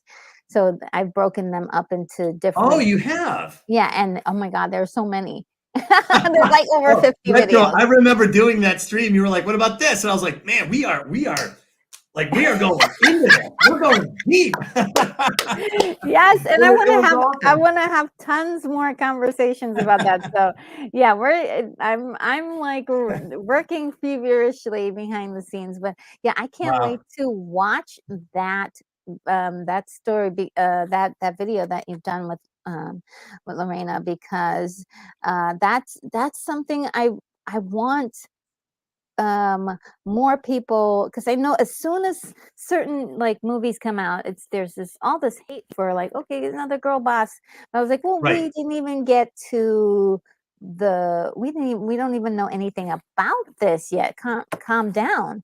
But you know what, I'm finding out that right now Hollywood has a problem so bad that you know, sometimes, most of the times, people are right about this, Well, and that, so that now we're watching like movies and TV shows that where they've right. forgotten how to write characters. That is right. And so, they've done such a bad job Yeah. recently, and they've weaponized, in a sense, Mm, like diversity, like mm, to the point where if they have people of color in the film, there's this knee jerk, oh, here we go again. And it's yes. like, the reality is diversity is good. Uh, Yes. Great heroic women are great, and most of us have tons of them that we already admire. So I think it is important to double down on the fact that we do love diverse characters, Yes. we do love heroic women, and we like guy characters, and we like even the toxic male on screen once in a while. We Oh, just I like love him. these. Yes. We like these things. So like Yes. this is just so I think it's okay. I want to be part of the welcome wagon that brings this stuff in. But I still value the rejection of very poorly done, undignified efforts where they're putting women in these roles. I don't think it's dignified to be like, here, we have this woman in this role, and they put it out there, and it's a terrible film. It's Yes. like you're ruining her career. Yes. B, you're breaking the trust of the audience who is ready to pay for these. Ooh. And you Yes. have not delivered a great heroine that will stand the test of time like Hmm. Dorothy Gale, who Yeah. we honored here today by watching her movie and Oh, yes. remembering her great story. you Yes, know? yes, yes. And I equate it almost to an exploitation. It's just really like taking people and putting them into slots and just really not giving them their characters the care that they deserve, especially with the time that people are spending to watch these characters and Yes. the money that we're spending on subscriptions and the money that we're spending on going to the movies. We should be getting really great things back in return. Now, look, I do love a bad movie every once in a while. I like to laugh. I I have my like to guilty pleasures. and oh, it's great. Like I love. There's so many of them. I love. When there are certain ridiculous things that happen, but I think also too there, especially if you're saying that this is a premium movie or this is a premium show, I really I want that then, and I Right. mean, Show us a premium story. yeah, and that's why we enjoyed for the most part in a great deal the House of Dragons. Like on a massive scale, most people did. There was a disappointment at the end, of course, but we on the most part we were like, hey, well, this is some of the best stuff we've gotten in a while, Yeah. So Well, and yeah. it's still, I think, at number 2 Mhm. on the Nielsen Oh ratings. wow, yeah, didn't know that. Acolyte did pop back up on original, so a subset popped Hmm. up as number 10 for the season finale, but it was a low number. Yeah. But House of the Dragon is, it finished third 3 weeks ago, Hmm. number 1 2 weeks ago, and then last week number 3. Now, and keep in mind the Nielsen ratings are about a month behind, Yes. so it just came out with last month's stuff. So but it came in third. So people are watching that show. And my theory, and we talked about this briefly, is that as slow as some of it was, as underwhelming as the finale was, they did not break the trust of the audience enough to lose them. We will all still be there for the third season. Yeah, we're there for the third season. I mean, because we know, like, okay, so yes, they mess up on, you know, something, they drop the ball, but well, for sure there isn't anywhere else for them to go but to give us the battles and the death and destruction we want. That's all we want. That's all we want. Destruction, Okay. battles. We're simple people. We're like the minions in Despicable Me. they're like ultra violent, but they're yeah, we want blood, and we shall have it, I hope. And we're, you know, 2 years is enough time to do that. So what's happening on the channel? Ooh, yes. Let me find out what's I have my little sheet that tells me what I'm doing. Let's see. So we did that. Okay, next week, Blues Brothers, 1980. Man, I'm from Chicago, so I always loved Blues Brothers. Maybe, you know, people from Chicago, it's our hometown. Like, you know, there's certain little scenes and places that are ultra familiar. So yeah, that's just one of those movies from 1980. It's dark and we're wearing sunglasses. It's just so funny. And then we're gonna go into a classic on the 31st of August. We're gonna be watching The Birds, 1963, Alfred Hitchcock. Are you are you kind of an Alfred Hitchcock girl? No, I've seen maybe 3 movies from Alfred. I know about a whole, you know, I know a lot of them, but I need to get into my Alfred Hitchcock era. You know what I mean? I need to get deep into that. So The Birds is like Hitchcock on. yes. I have seen The Birds. It's like one of my favorites. Birds is great. Yeah, and Psycho, of course, and there's one other that I did see, but I think yeah, that should be a lot of fun. It's a classic and it's perfect for the retro vibes we're building over here. The next big retro vibes. Yeah, the retro vibes. The week after that, on the 7th of September, I'm thinking about THX 1138. George Lucas's first film? Yes. Oh, wow. 1971. You know, you're welcome to join in any one of these if you would like. But I also was going to propose to you, and maybe we can discuss that afterwards. I would like to do The Never Ending Story on the 14th of September. Man, retro. I would do all of these if I could. So let me. I mean, I have to work them in, but these are all great films. Like The Birds is a classic. Never Ending Story was a big one for me as a boy in the 80s. So I loved it. And the soundtrack had kind of like a disco vibe to it. You know, it was very unique. So good, yes. And I think our first trauma was losing our tax in the swamps of sadness. Oh my gosh, yes. Oh my goodness. Yeah. So let me know. I can move around my schedule for you if that's something we need to do. But I think that should get it started, guys. I also have some incredible movies for you for the spooky season that are going to be not only classic and fun and also just incredible. So have you ever done The Shining? I haven't done The Shining yet. Because I'm a big fan of The Shining. If it comes up in October, maybe. Well, I do have the slate. Do you guys want to hear the slate for October? It's going to be so good.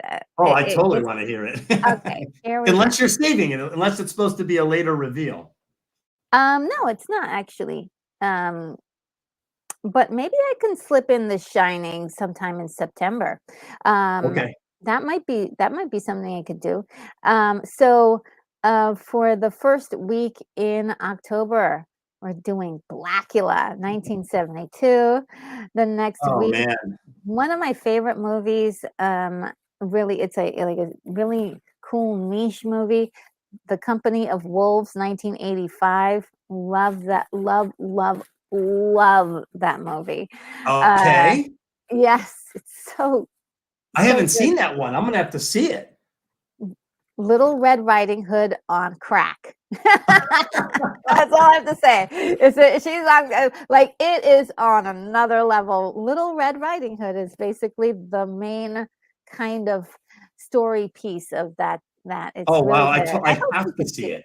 Yeah, I hope will be able to see it. Actually, yeah. So let's see. We've got the next week after that. Now you guys know how much I love Christine, 1983.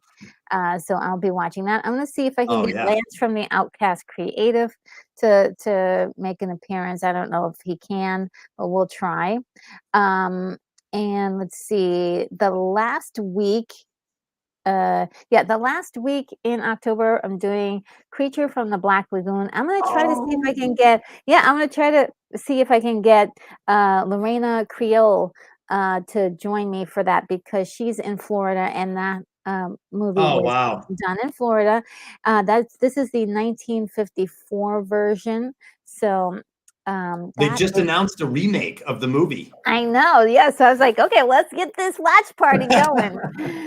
And so I know that also I do believe that Lorena did a watch party on her channel, like, a couple years back, so, if you guys wanna check that out Mm. too, she may have had some, commentary, so I, um, wanted to get her on this one. I wanna see if I can get her on Blackula as well, because that one so that's the slate for October. Wow, that is a big October.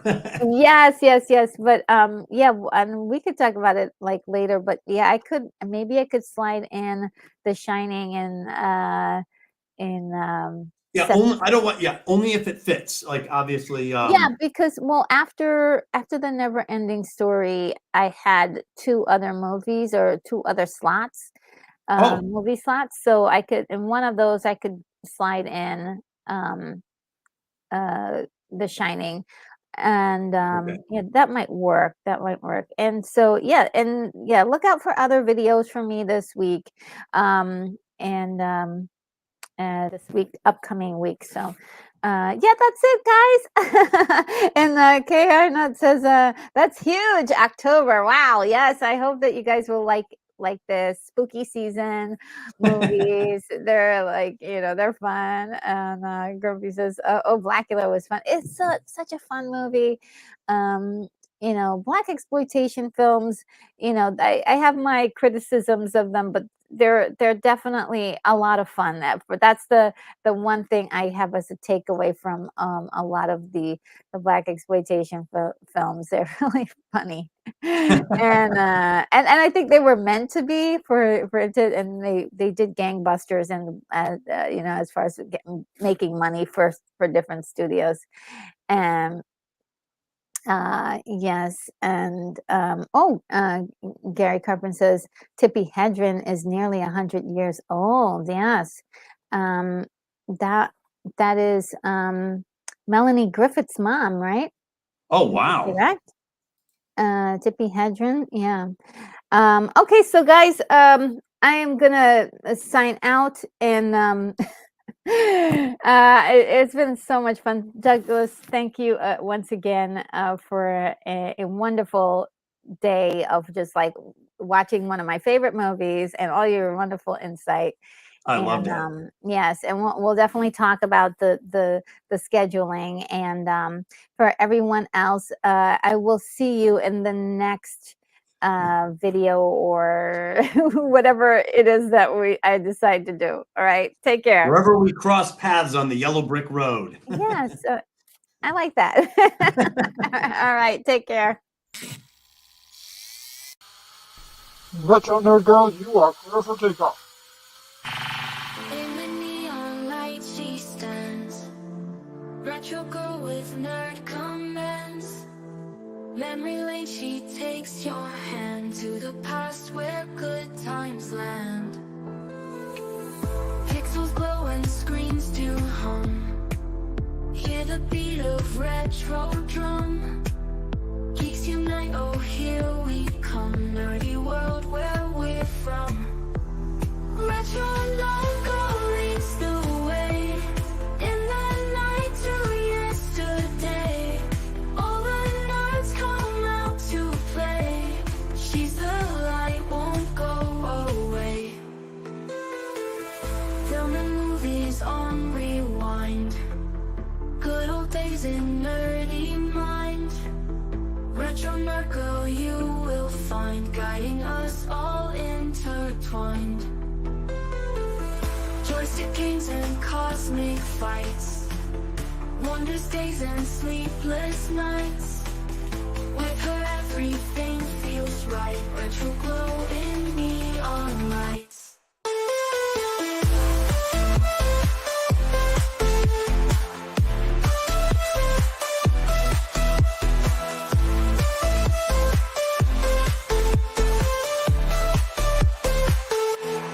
Retro logo leads the way. In the night to yesterday. All the nerds come out to play. She's the light, won't go away. Pixels glow and screens do hum. Hear the beat of retro drum. Geeks unite, oh here we come. Nerdy world where we're from. Retro logo leads the way. In the night to yesterday. All the nerds come out to play. She's the light, won't go away. Film and movies on rewind. Good old days in nerdy mind. Retro nerd girl you will find, guiding us all intertwined. Joystick games and cosmic fights. Wonders days and sleepless nights. With her everything feels right. Retro glow in neon lights.